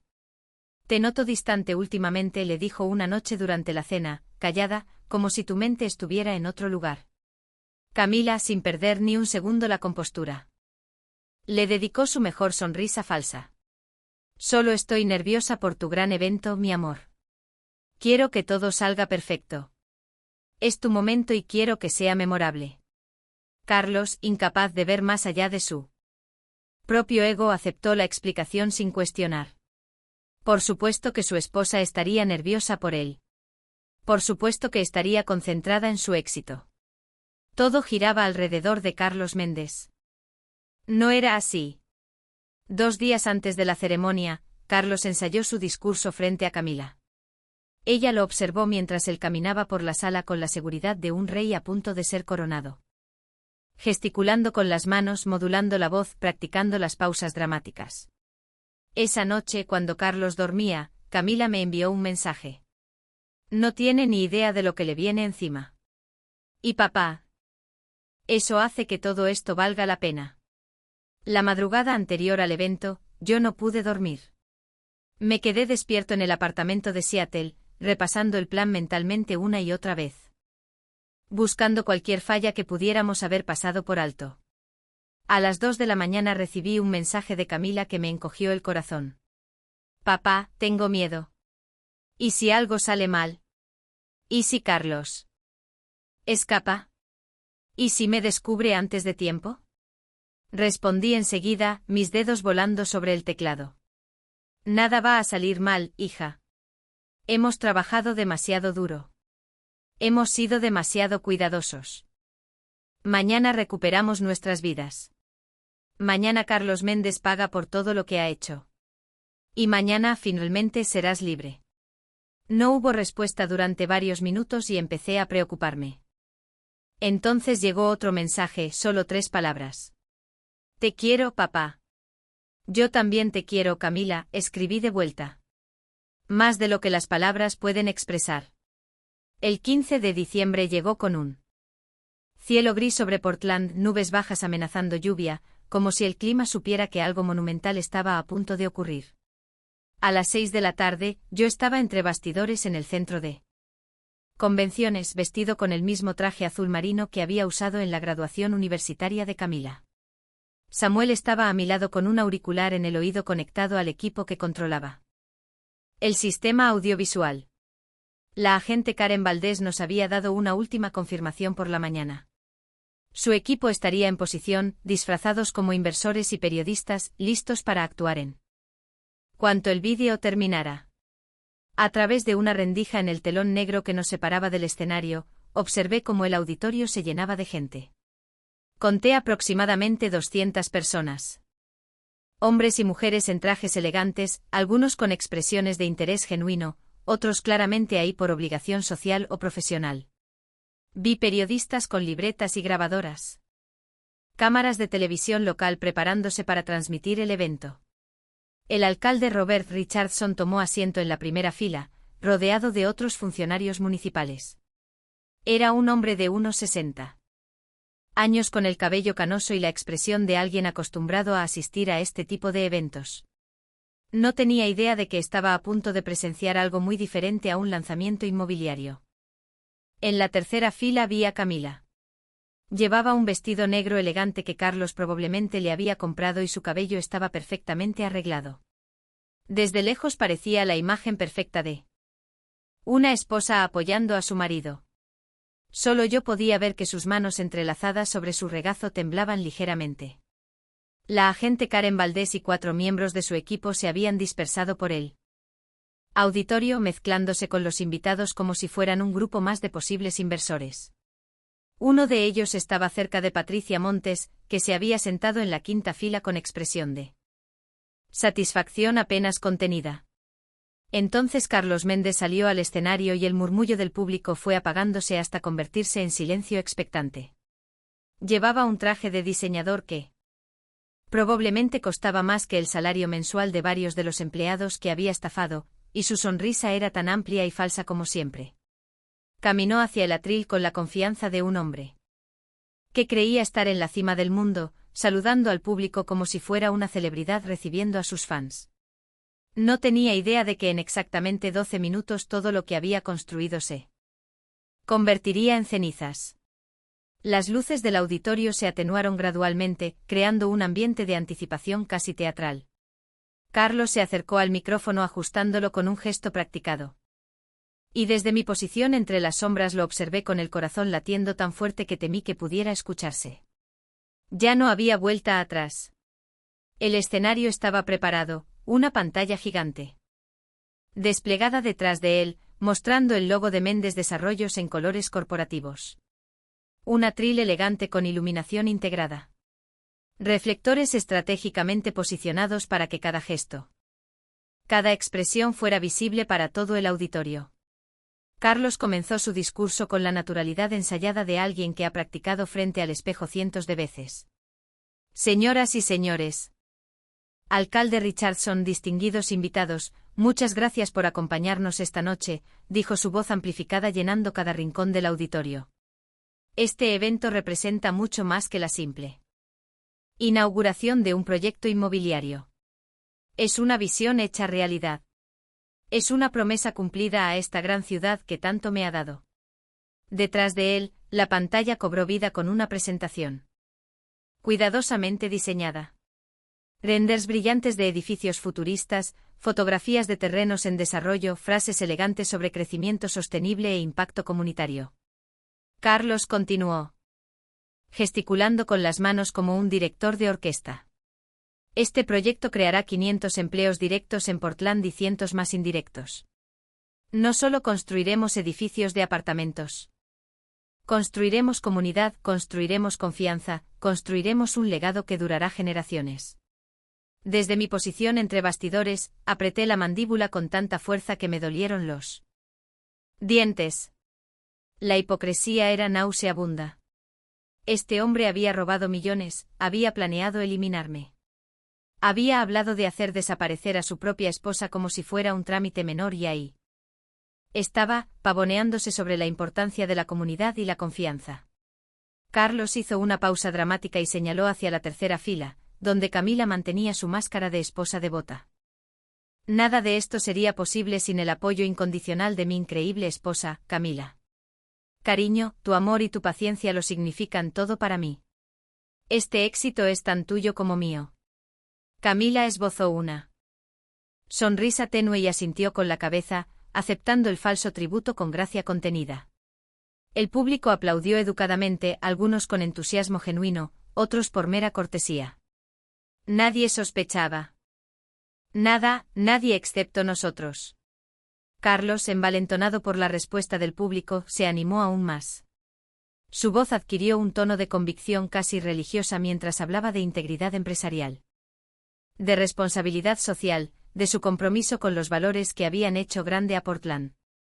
Este proyecto representa todo aquello en lo que creo, proclamó levantando el mando a distancia de la presentación. Integridad, colaboración, visión de futuro. Somos constructores no solo de edificios, sino de sueños. Y ahora, distinguidos invitados, déjenme mostrarles el futuro de Portland. El futuro de Mendes Desarrollos, el futuro de todos nosotros. La pantalla se puso en negro abruptamente, cortando su frase a mitad de camino. La sonrisa de Carlos titubeó por primera vez. Una grieta minúscula en su fachada de confianza. Miró hacia la cabina técnica en la parte trasera del auditorio con expresión confundida. Parece que tenemos un pequeño problema técnico, dijo intentando mantener la compostura. Un segundo, por favor, esto se solucionará enseguida. Pulsó el mando a distancia una vez, 2 veces, 3 veces. La pantalla permaneció obstinadamente negra. Un murmullo de incomodidad comenzó a extenderse por el auditorio mientras los segundos se alargaban. Carlos se volvió hacia el equipo técnico y por primera vez vi algo parecido al pánico asomando en sus ojos. ¿Qué está pasando?, susurró con fuerza al técnico más cercano. Arréglenlo ahora. Los altavoces del auditorio emitieron un chirrido de retroalimentación que hizo que varios asistentes se taparan los oídos. Y entonces, retumbando por cada rincón de aquella sala llena de gente importante, sonó mi voz. Hola, Carlos. ¿Te sorprende escucharme? Carlos se quedó absolutamente inmóvil, como si alguien hubiera presionado el botón de pausa en su existencia. La sangre abandonó su rostro con una rapidez casi visible, dejándolo pálido como un cadáver. Un murmullo confuso se extendió por el público mientras la pantalla volvía a encenderse, pero esta vez no mostraba renders de edificios ni frases motivacionales. Mostraba mi cara. Yo, Andrés Rojas. El anciano que Carlos creía haber eliminado de su vida, miraba directamente a la cámara, directamente a él, directamente a cada persona en aquel auditorio. Me llamo Andrés Rojas. Decía mi voz grabada con claridad cristalina. Tengo 65 años y hace 3 meses el hombre que tienen delante, el mismo que acaba de hablarles de integridad y confianza, planeó hacerme daño. Dejen que les muestre exactamente cómo lo hizo. Carlos se abalanzó hacia el micrófono del atril, intentando recuperar el control de la situación. Esto es una broma de muy mal gusto. Balbuceó su voz quebrándose. Alguien hackeó el sistema. Esto no tiene nada que ver conmigo. Pero el micrófono estaba muerto. Samuel había cortado todo el audio del escenario 30 segundos antes. Carlos movía los labios, gesticulaba frenéticamente, pero ningún sonido salía de los altavoces. Hizo señas desesperadas hacia la cabina técnica, pero el técnico que había contactado Samuel estaba ocupado asegurándose de que nadie interrumpiera la transmisión. El público había dejado de mirarlo a él. Todas las miradas, las 200 personas presentes en aquel auditorio, estaban fijas en la pantalla. El vídeo continuaba implacable. Apareció un título en letras rojas sobre fondo negro: conspiración para causar daño. Luego comenzó el audio que Camila había grabado semanas antes, con subtítulos sincronizados para que no hubiera ninguna duda sobre lo que estaban escuchando. La voz de Carlos llenó el auditorio. Lo hacemos por las malas. Tiene 65 años y vive con nosotros. Un accidente doméstico es fácil. Una caída por las escaleras, un golpe en la cabeza mientras duerme. Se acabó en un instante. La policía pensará que fue un infarto o un derrame. Nadie hará preguntas. Se escucharon jadeos horrorizados por toda la sala. Vi cómo varias personas se llevaban las manos a la boca, como otras negaban con la cabeza en incredulidad. El alcalde Richardson se había quedado rígido en su asiento con la expresión de alguien que está presenciando un accidente de tren en cámara lenta. Después vino la voz de Patricia, clara e inconfundible. ¿Y Camila? ¿Qué hacemos con tu esposa? Y Carlos respondía con una calma que helaba la sangre. Camila confía ciegamente en mí. Es una ingenua. Cuando el viejo desaparezca, haré el papel de esposo destrozado. Ha sido una tragedia, pero debemos seguir adelante. Estará tan perdida en el duelo que firmará cualquier documento que le ponga delante sin leerlo. Transferimos la propiedad a su nombre, luego al mío, mediante el acuerdo matrimonial. Hipotecamos la casa por 2 millones, pagamos las deudas más urgentes y para cuando alguien sospeche algo, estaremos en las Islas Caimán, empezando una nueva vida. Vi cómo el público reaccionaba en oleadas, inversores que se miraban entre sí con expresiones de horror, periodistas que garabateaban furiosamente en sus libretas, funcionarios municipales que parecían querer desaparecer bajo sus asientos. La respetabilidad que Carlos había cultivado durante años se desmoronaba en tiempo real. Mi narración continuó implacable. Esa conversación fue grabada hace exactamente 2 meses. Carlos Méndez no sabía que su esposa, mi hija Camila, había descubierto su plan. No sabía que ella estaba trabajando en secreto para protegerme. No sabía que cada paso que daba desde entonces estaba siendo documentado. La pantalla cambió a una nueva sección, fraude. Aparecieron 2 firmas lado a lado. A la izquierda, ejemplos de mi firma auténtica de documentos antiguos, contratos de la ferretería, papeles bancarios, tarjetas de cumpleaños. A la derecha, las firmas que aparecían en los documentos de traspaso de propiedad presentados por Carlos. Flechas rojas señalaban las diferencias obvias, la inclinación del trazo, la presión desigual, la forma alterada de las letras. El 3 de octubre de este año continuaba mi voz Carlos Méndez. Contrató a un falsificador profesional para crear copias de mi firma.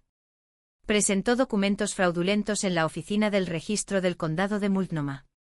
Robó mi casa, la casa que construí con mis propias manos, usando nada más que mentiras y tinta falsa.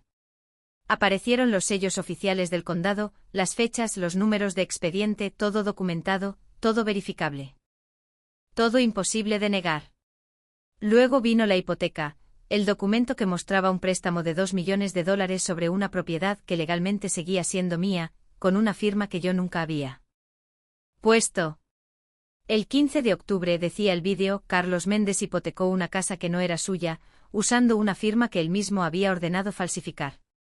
Eso es fraude, eso es robo, eso es un delito federal que conlleva hasta 20 años de prisión. El vídeo se detuvo por un momento, dejando que el peso de las revelaciones se asentara sobre el auditorio. El silencio era tan denso que podía cortarse con un cuchillo. Carlos seguía de pie en el escenario, pero ya no intentaba hablar. Estaba paralizado, empapado en sudor dentro de su traje de diseñador, con los ojos fijos en la pantalla. Que estaba destruyendo todo lo que había construido. La imagen de mi firma falsificada se quedó congelada durante varios segundos eternos, y luego la pantalla volvió a mostrar mi rostro. Pero, señoras y señores, los delitos de Carlos Méndez van mucho más allá de la falsificación y la conspiración, decía mi voz grabada. No solo me robó a mí, les robó a muchos de ustedes.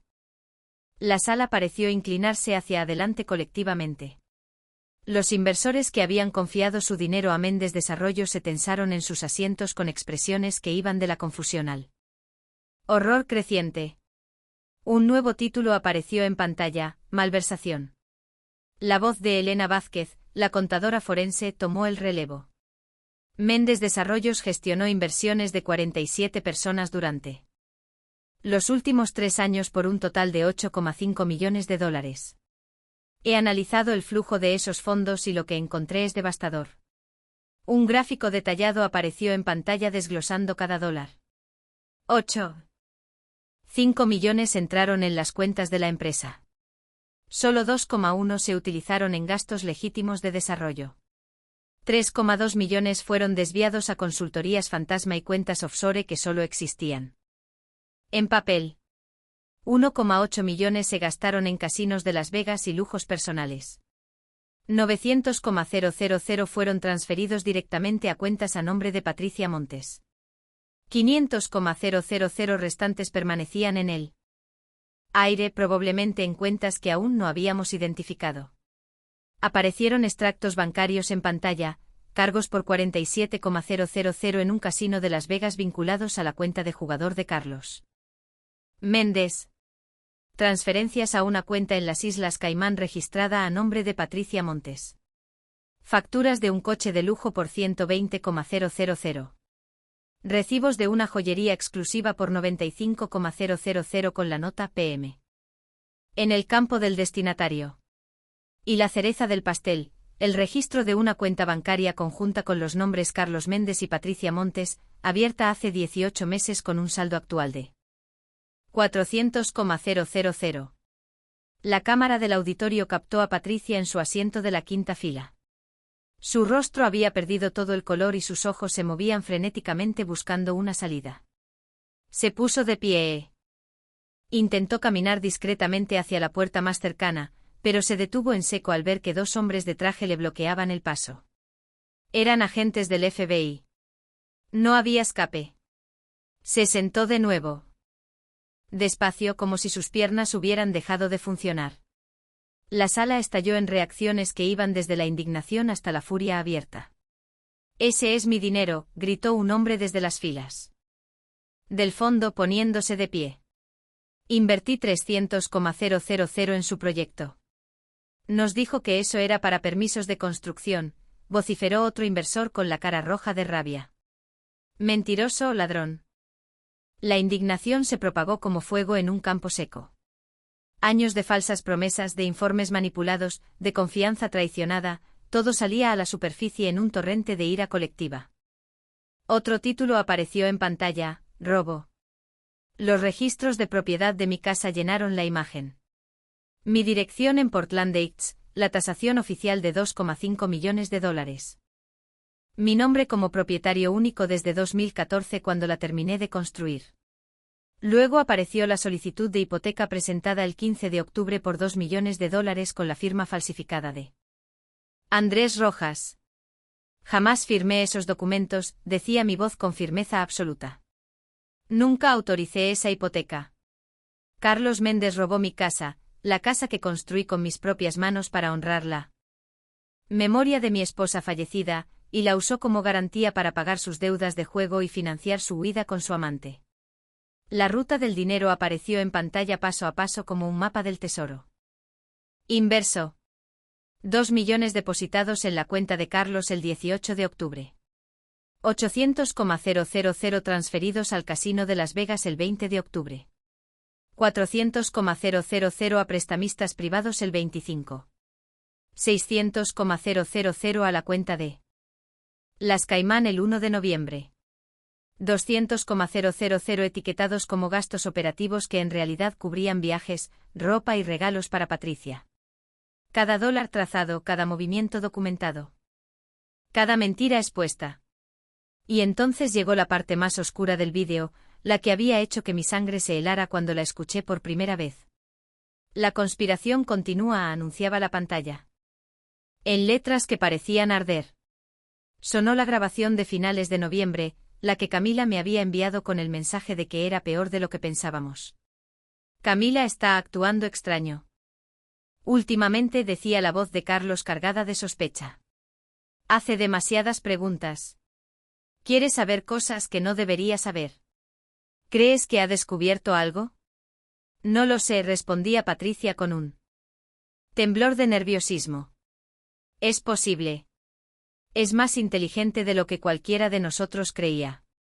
Quizás deberíamos haber sido más cuidadosos. Si sabe la verdad, continuaba Carlos y su voz adquiría un tono frío que helaba la sangre. Entonces se convierte en un problema serio. El viejo fue fácil de manejar. Era prescindible, un obstáculo menor que eliminamos sin complicaciones. Pero Camila es diferente. Si decide divorciarse, si va a un abogado, se lleva la mitad de todo. La mitad de la casa, la mitad del dinero, la mitad del proyecto. No podemos permitir que eso suceda. ¿Qué estás diciendo exactamente?, susurraba Patricia y había miedo genuino en su voz. Una pausa larga cargada de implicaciones terribles. Estoy diciendo que si se convierte en un obstáculo serio, la manejamos de la misma forma que manejamos al viejo. Las tragedias pasan todos los días. La gente tiene accidentes. Las esposas devastadas por la pérdida de sus padres a veces toman decisiones drásticas. Nadie haría demasiadas preguntas. La sala entera prorrumpió en exclamaciones ahogadas. Vi a varias personas llevarse las manos a la boca en horror. Alguien cerca del fondo murmuró: «Dios mío, es un monstruo». El alcalde Richardson miraba la pantalla con una expresión de absoluta incredulidad, como si no pudiera procesar que el hombre al que había venido a aplaudir era en realidad un criminal dispuesto a eliminar a su propia esposa. Camila se puso de pie en la tercera fila con lágrimas corriendo libremente por su rostro, pero ya no eran lágrimas de dolor o miedo. Eran lágrimas de alivio. Por fin podía dejar de fingir. Por fin el mundo sabía la verdad. Mi narración cerró esa sección con palabras que había elegido cuidadosamente. No le bastaba con planear hacerme daño a mí, su suegro, el padre de la mujer con quien se había casado. Estaba dispuesto a hacerle daño a mi hija, a la mujer que lo amaba, que confiaba en él, que había compartido su vida con él durante 3 años. Para Carlos Méndez, las personas no son seres humanos. Son obstáculos que eliminar cuando ya no le sirven. En el escenario, Carlos había dejado de intentar hablar. Estaba de pie, inmóvil como una estatua, con la mirada perdida en algún punto más allá de la pantalla que estaba destruyendo su vida. Su traje de diseñador estaba empapado de sudor y sus manos colgaban inertes a los costados como si ya no tuviera fuerzas para moverlas. El vídeo llegó a su conclusión con mi rostro llenando la pantalla una última vez. Carlos Méndez creyó que yo era viejo, invisible, desechable, decía mirando directamente a la cámara. Creyó que podía borrarme de la existencia y quedarse con todo lo que había construido con mis propias manos, pero esto es lo que no sabía.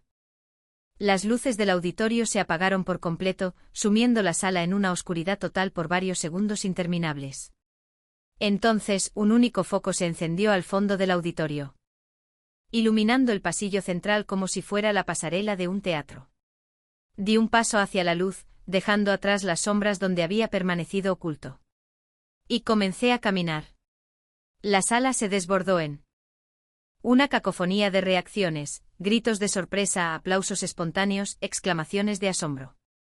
Los flashes de las cámaras destellaban como relámpagos, capturando cada paso de mi avance hacia el escenario. Periodistas hablaban frenéticamente a sus grabadoras, documentando el momento. Inversores se ponían de pie para verme mejor. El alcalde Richardson me miraba con los ojos muy abiertos, como si estuviera presenciando la resurrección de un muerto. Caminé por el pasillo central con paso firme y deliberado, sin apartar la mirada del escenario donde Carlos permanecía paralizado. 65 años de vida me habían traído hasta este momento. 40 años de trabajo honesto, una década cuidando a mi esposa enferma, 3 meses viviendo como un fantasma para poder tener esta oportunidad. Cada paso era una declaración. Estoy aquí. Sobreviví. Y tú estás acabado. Cuando llegué al pie del escenario, subí los escalones con una calma que contrastaba con el caos que me rodeaba. Carlos me miraba como si estuviera viendo un fantasma, porque en cierto modo eso es exactamente lo que era.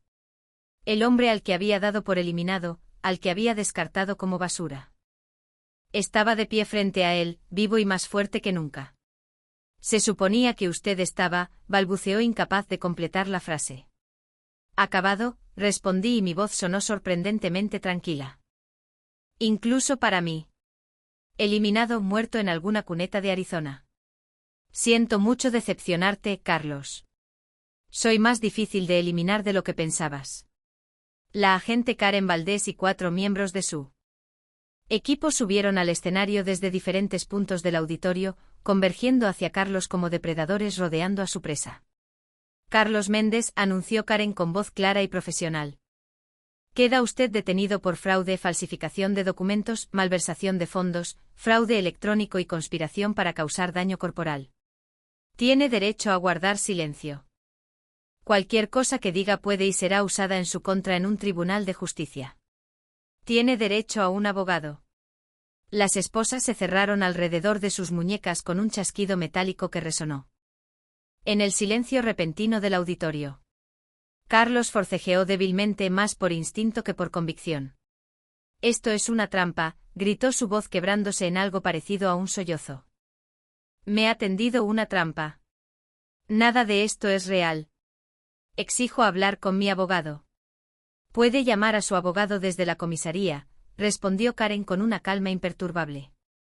Pero le advierto que las pruebas en su contra son abrumadoras. Podemos demostrar cada palabra de lo que acaba de ver este auditorio. Cada grabación es auténtica, cada documento es verificable, cada transacción está rastreada. Al mismo tiempo, otros agentes se movían hacia Patricia Montes en su asiento de la quinta fila. La levantaron sin resistencia.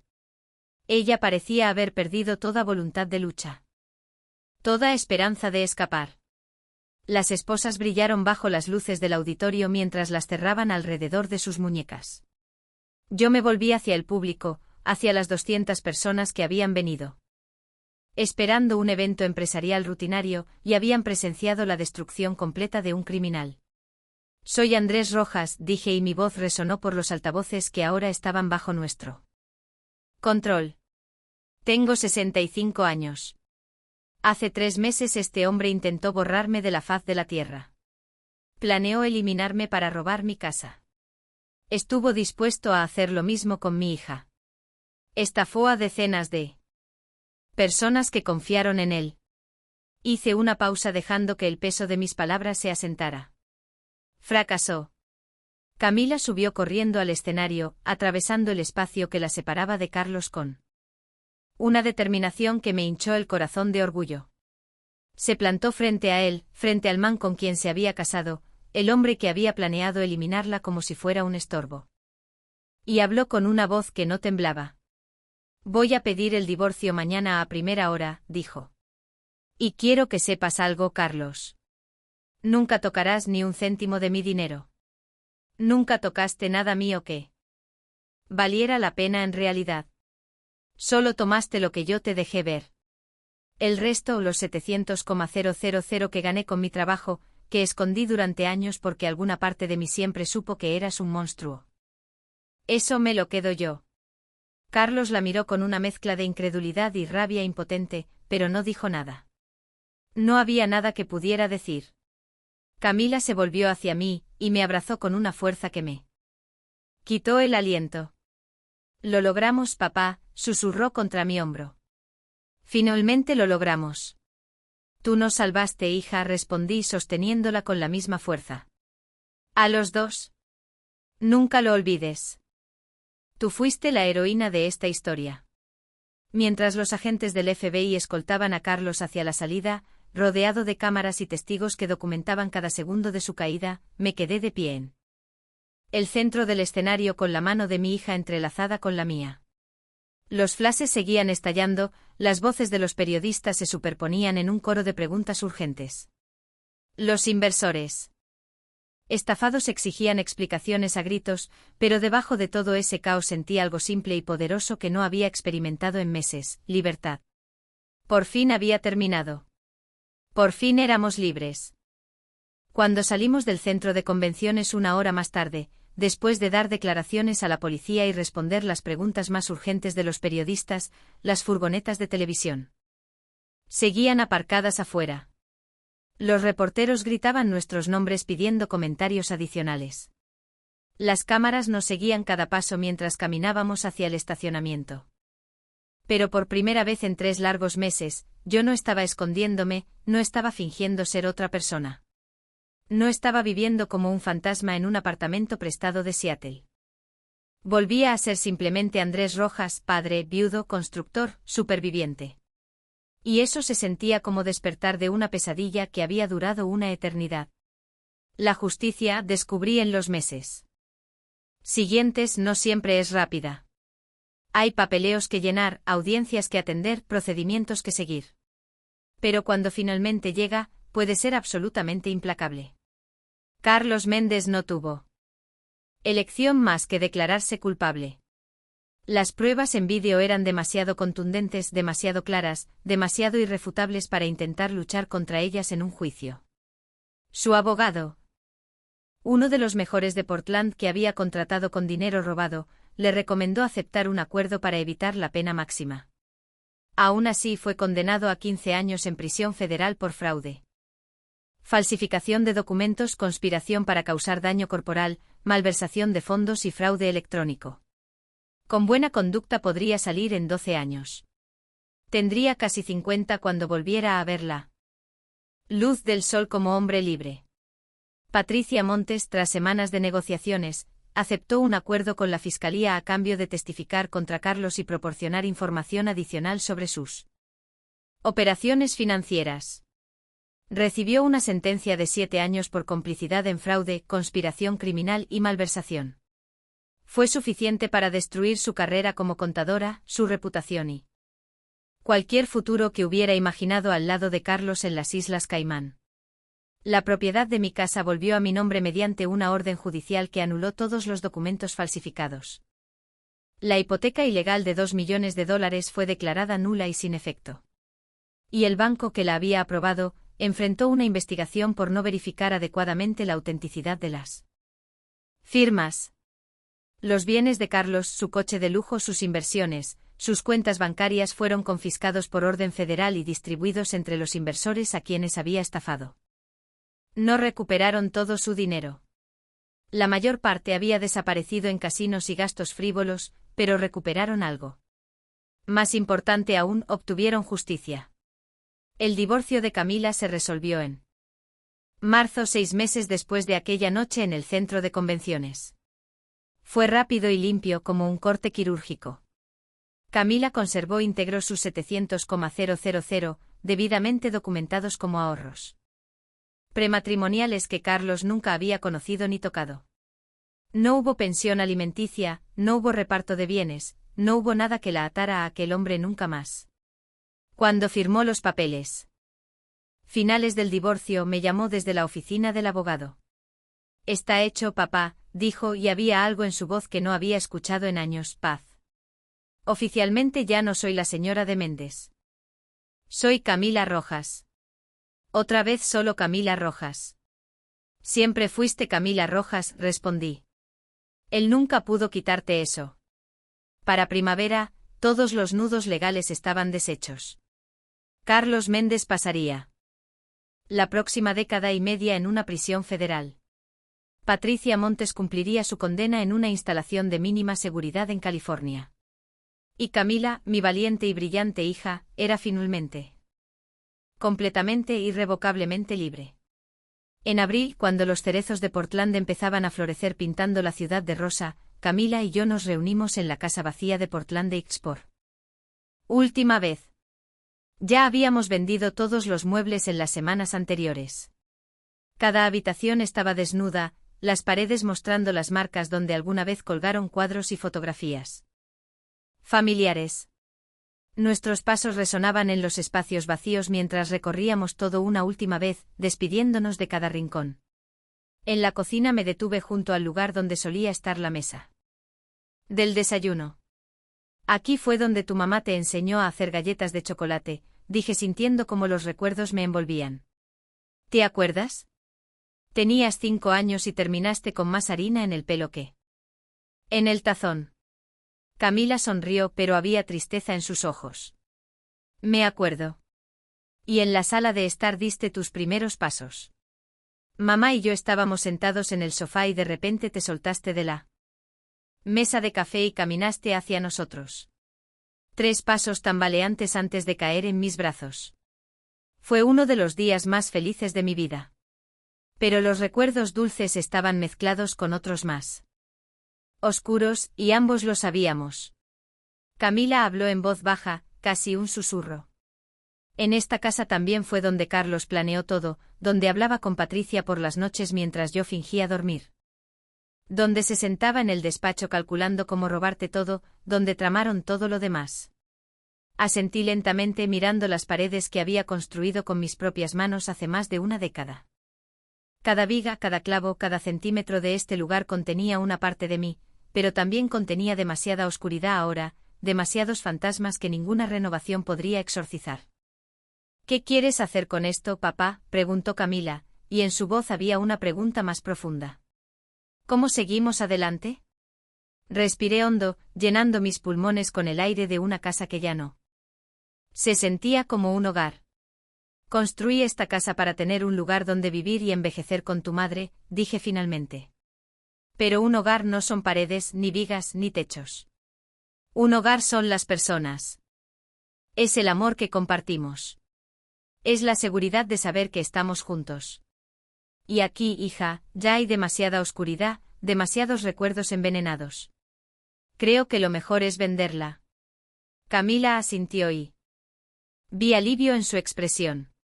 Creo que había llegado a la misma conclusión, pero no sabía cómo decírmelo. La vendemos, repitió, y con ese dinero construimos algo nuevo, algo mejor, algo que sea completamente nuestro, sin fantasmas del pasado. La casa se vendió en junio por 2,6 millones, 100,000 más que la tasación original. El agente inmobiliario dijo que la publicidad del caso había generado interés de compradores que querían la casa del escándalo Méndez. No me importó la razón. Lo único que me importaba era el cheque que depositamos en el banco y lo que haríamos con él. Dividimos el dinero a partes iguales, 1,300,000 para cada uno. Camila protestó cuando se lo propuse. Papá, no necesito tanto. Tú construiste esa casa, tú la pagaste. Tú deberías quedarte con la mayor parte. Tú me salvaste la vida, respondí sin dejarla terminar. Arriesgaste todo, tu matrimonio, tu seguridad, tu cordura para protegerme. Sin ti yo estaría muerto y Carlos estaría gastando mi dinero en alguna playa del Caribe. Te lo mereces. Además, añadí con una sonrisa, tengo planes muy específicos para mi mitad. Camila utilizó su parte, el 1,300,000 de la venta de la casa más los 700,000 de sus ahorros secretos, para fundar algo que había soñado durante años, Estudio Rojas de Diseño, un despacho de arquitectura y diseño especializado en vivienda asequible. Su oficina ocupaba el segundo piso de un edificio histórico en el centro de Portland, con grandes ventanales que dejaban entrar la luz natural y paredes de ladrillo expuesto que le daban un carácter único. El lema de la empresa estaba pintado en letras elegantes sobre la puerta principal: el buen diseño no debería ser solo para los ricos. Su primer proyecto fue un centro comunitario en el este de Portland, diseñado para servir a familias de bajos recursos. El edificio incluiría programas extraescolares para niños, formación laboral para adultos, servicios médicos básicos y un ala especial dedicada a personas mayores, actividades, compañía, recursos para prevenir el aislamiento y el abuso. Cuando diseñé ese ala para mayores, me dijo Camila una noche mientras cenábamos en su nuevo apartamento, pensé en ti, en lo que casi te pasó. En cuántas personas mayores no tienen a nadie que los proteja. Quiero que este lugar sea un refugio para ellos. A los 6 meses de abrir, su negocio estaba despegando más rápido de lo que había imaginado. Había contratado a 4 empleados, 2 arquitectos jóvenes, una diseñadora de interiores y un gerente de oficina. Tenía 3 proyectos grandes en diferentes etapas de desarrollo y la lista de espera de clientes potenciales crecía cada semana. El Portland Business Journal le dedicó un reportaje de 2 páginas con el titular: Joven diseñadora impulsa la vivienda asequible en Portland. En la entrevista, Camila habló de su motivación con una honestidad que me hizo sentir orgulloso. Durante años viví escondiendo quién era realmente, escondiendo cuánto ganaba, escondiendo de qué era capaz. Tenía miedo de que la persona con quien compartía mi vida usara esa información en mi contra. Nunca más. Ahora construyo bajo mis propias reglas, con mi propio nombre, para las causas que me importan. Y se siente increíble.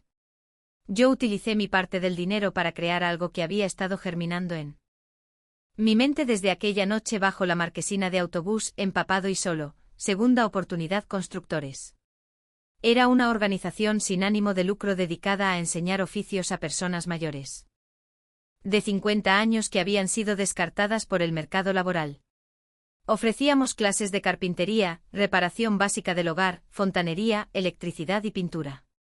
Pero más allá de las habilidades técnicas, también impartíamos talleres de educación financiera centrados en un tema que conocía demasiado bien: cómo reconocer y prevenir el abuso económico hacia las personas mayores. En cada clase, en cada taller, compartía mi propia historia. Les contaba todo. La traición, el plan para eliminarme, la bolsa de basura que contenía mi salvación, las 8 semanas viviendo como un fantasma. La caída pública de Carlos. No escatimaba detalles porque quería que entendieran que esto le puede pasar a cualquiera. A mí me pasó, les decía, y yo no soy ni más tonto ni más vulnerable que la mayoría. Contraté a Samuel Castillo como director ejecutivo de la organización. Él aportaba la experiencia operativa, los contactos y la credibilidad que venía de décadas de trabajo investigativo. Las clases se impartían precisamente en el centro comunitario que Camila había diseñado. Era poético en cierto modo, padre e hija trabajando en el mismo edificio persiguiendo misiones complementarias, construyendo algo juntos. Nuestro primer grupo de estudiantes tuvo 15 miembros, con edades que iban desde los 52 hasta los 71 años. Había una maestra jubilada aprendiendo carpintería porque siempre había querido construir muebles, pero nunca tuvo tiempo. Una viuda de 63 años aprendiendo fontanería básica para no tener que depender de contratistas costosos cada vez que algo se rompía en su casa. Un ex contador que había sido despedido a los 58 porque su empresa quería sangre nueva, aprendiendo reparaciones generales para montar su propio negocio de servicios para el hogar. Pasé 40 años de mi vida construyendo cosas con mis manos, les dije en la primera clase, parado frente a un grupo de rostros que reflejaban incertidumbre, esperanza y determinación. Ahora quiero enseñar a otros a hacer lo mismo. Pero esto no se trata solo de aprender a usar un martillo o cambiar un grifo. Se trata de construir confianza. La certeza de que nunca eres demasiado viejo para aprender algo nuevo. La seguridad de saber que todavía puedes contribuir, crear, importar. Nunca es tarde para empezar otra vez. Camila y yo establecimos una tradición que no rompimos ni una sola vez, cenas juntos todos los domingos. A veces cocinábamos en su apartamento, a veces en el pequeño lugar que yo había alquilado cerca del centro comunitario. A veces salíamos a restaurantes donde nadie nos conocía y podíamos ser simplemente un padre y su hija disfrutando de una comida juntos. En esas cenas hablábamos de todo, de sus proyectos de diseño, de mis estudiantes. De los recuerdos de Beatriz que seguían tan vivos después de tantos años. A veces colaborábamos en proyectos concretos. Camila diseñaba los planos para renovaciones de bajo costo que mis estudiantes podían ejecutar como proyectos de práctica. Yo le daba consejos sobre aspectos estructurales y materiales que ella no conocía. También éramos un equipo perfecto complementándonos mutuamente de formas que ninguno de los dos había anticipado. Habíamos atravesado el infierno juntos, caminando por el fuego de la mano, y en lugar de destruirnos, esa experiencia nos había forjado más fuertes. Ya no éramos solo padre e hija, éramos socios, éramos iguales, éramos supervivientes que se negaron a aceptar el papel de víctimas que otros habían tratado de imponernos. 6 meses después de aquella noche en el centro de convenciones, en junio, estábamos juntos de nuevo en un escenario, pero esta vez era completamente diferente. Esta vez estábamos celebrando la inauguración del centro comunitario Beatriz Rojas. Así lo habíamos bautizado en honor a la mujer que nos había unido y cuya memoria seguía guiándonos. La ceremonia reunió a más de 300 personas. El alcalde Richardson estaba allí. Sí, el mismo hombre que había presenciado la caída de Carlos un año antes. Había algunos periodistas, pero esta vez las cámaras estaban enfocadas en algo bueno, algo constructivo. Algo que valía la pena celebrar. El edificio era magnífico. Camila había superado todas las expectativas, espacios amplios y luminosos, materiales sostenibles, diseño que era al mismo tiempo funcional y hermoso. El ala para personas mayores ocupaba toda la planta baja con salones para actividades, una pequeña biblioteca y oficinas para orientación financiera y legal. Los talleres de segunda oportunidad constructores tenían su propio espacio en el sótano renovado con mesas de trabajo, herramientas y todo lo necesario para enseñar. Camila me pasó las tijeras ceremoniales cuando llegó el momento de cortar la cinta. ¿Quieres hacer los honores, papá?, preguntó con los ojos brillantes. Miré el edificio que teníamos delante, sólido, útil, diseñado para durar y servir a la comunidad durante décadas. Pensé en todo lo que habíamos pasado para llegar hasta aquí. Las mentiras, la traición, el miedo, las noches de insomnio, el frío de aquella marquesina de autobús. Y pensé en lo que habíamos construido a partir de las cenizas, un legado que Beatriz habría amado. Hagámoslo juntos, dije tomando su mano. Cortamos la cinta al mismo tiempo, padre e hija. Mientras los aplausos llenaban el aire y las cámaras documentaban el momento. Pero el verdadero premio no era la ceremonia ni la atención de los medios, era la mano de mi hija en la mía y la certeza de que habíamos convertido la peor experiencia de nuestras vidas en algo hermoso. La gente me pregunta a menudo en talleres, conferencias, encuentros casuales e incluso en el supermercado cuando alguien me reconoce de las noticias. Andrés, ¿cómo lo hizo? ¿Cómo consiguió superar todo eso y salir adelante? Siempre respondo lo mismo porque es la verdad. Un día estaba enseñando carpintería. En una de mis clases para mayores de 50 cuando Jorge, un hombre de 68 años que había perdido su trabajo como gerente de banco y estaba reconstruyendo su vida desde cero, me hizo exactamente esa pregunta. Dejé las herramientas a un lado, me limpié las manos en el delantal y lo miré directamente a los ojos. Si quieres que te responda con honestidad, Jorge, yo no volví, seguí adelante. Y hay una diferencia importante entre esas dos cosas. Volver atrás implica intentar regresar a quien eras antes de que todo pasara. Pero ese hombre, el Andrés que confiaba demasiado, que creía que mantener la paz significaba aguantar faltas de respeto, que no veía las señales de peligro porque no quería verlas, ese hombre ya no existe. Y francamente es mejor así. Seguir adelante es convertirse en alguien nuevo, alguien que ha aprendido lecciones difíciles y las ha incorporado a su ser. Alguien que sabe exactamente lo que vale y no permite que nadie lo trate como menos. Alguien que entiende que la edad no te hace débil, te hace más sabio, más experimentado, más capaz de ver el juego completo en lugar de solo las piezas inmediatas. Jorge me escuchaba con atención, pero había confusión en sus ojos. No estaba solo en eso. Muchas personas que escuchaban mi historia se preguntaban cómo había pasado de ser un anciano tirado en la calle con una bolsa de basura a ser el hombre que estaba frente a ellos. Aquella bolsa de basura que mi hija me tiró a los pies, continué. Mucha gente cuando escucha la historia asume que estaba llena de desperdicios, de cosas viejas que ya no servían. Pero no era así. Era un regalo disfrazado. Era la forma de Camila de decirme, papá, confío en ti. Sé que eres más fuerte de lo que Carlos cree. Pelea. Y peleé. No con puños ni con gritos, sino con paciencia, estrategia y la ayuda de personas que me querían. Dios me dio la claridad mental para entender que las batallas más difíciles no se ganan con fuerza bruta, se ganan esperando el momento adecuado, reuniendo las armas correctas y atacando cuando el enemigo cree que ya ganó. Construir un caso contra Carlos fue exactamente como construir una casa, tabla a tabla, prueba a prueba, documento a documento. No podía apresurarme ni tomar atajos. Tenía que ser perfecto porque solo tendría una oportunidad. Miré a Jorge y a los demás estudiantes que se habían acercado a escuchar. No les hablaba solo a ellos, hablaba a todas las personas que alguna vez se habían sentido invisibles, descartadas, olvidadas. Carlos Méndez cometió un error mortal. Confundió mi edad con debilidad. Pensó que tener 65 años significaba ser invisible, estar acabado, no representar ninguna amenaza. Pero la edad no es una maldición. Es sabiduría ganada década tras década. Es conocimiento de cómo funcionan las personas, cómo planean, cómo cometen errores.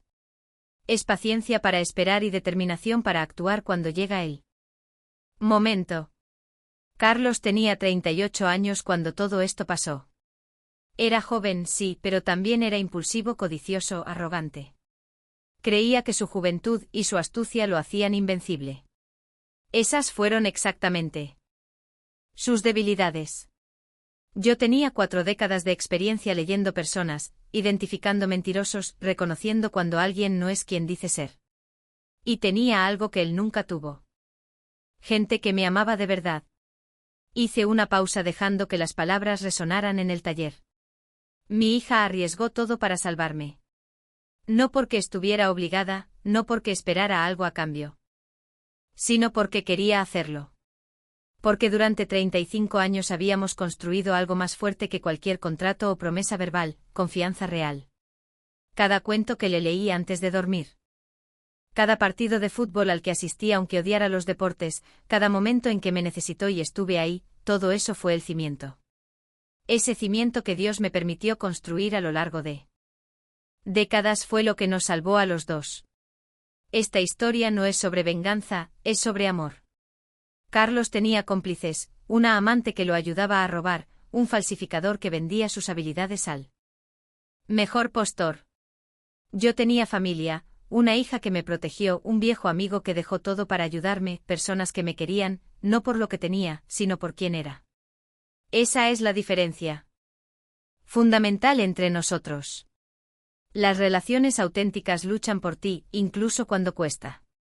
Las relaciones transaccionales te abandonan en el momento en que dejas de ser útil. Jorge me miraba con algo nuevo en los ojos, no solo admiración, sino algo parecido a la esperanza. Así que, concluyó, si alguna vez te sientes invisible, tirado como basura, escucha esto y escúchalo bien. No eres tu edad, no eres tus circunstancias, no eres lo que otros dicen de ti. Eres tus decisiones. Cada día, cada hora, cada momento. Eliges. ¿Me rindo o me levanto? ¿Acepto la derrota o sigo peleando? ¿Vivo la historia que otros quieren escribir para mí o escribo la mía propia? Yo elegí pelear. Y ahora, a los 66 años, enseño 3 días a la semana en este centro que mi hija diseñó. Almuerzo con ella todos los domingos sin falta. Duermo en paz cada noche sabiendo que cuando las cosas se pusieron feas, me levanté y me defendí. No me quedé en una esquina lamentándome. No dejé que un cobarde con un traje caro me definiera. Nunca he sido más feliz de lo que soy ahora. Y esa felicidad no vino a pesar de lo que me pasó, vino en parte gracias a lo que me pasó. Porque atravesar el infierno me enseñó exactamente de qué estoy hecho.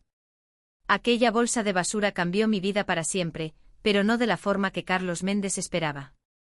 Me cambió haciéndome más fuerte, más sabio, más agradecido por cada amanecer. Así que gracias por escuchar mi historia. Y recuerda, nunca es demasiado tarde para empezar de nuevo. Nunca eres demasiado viejo para aprender algo nuevo.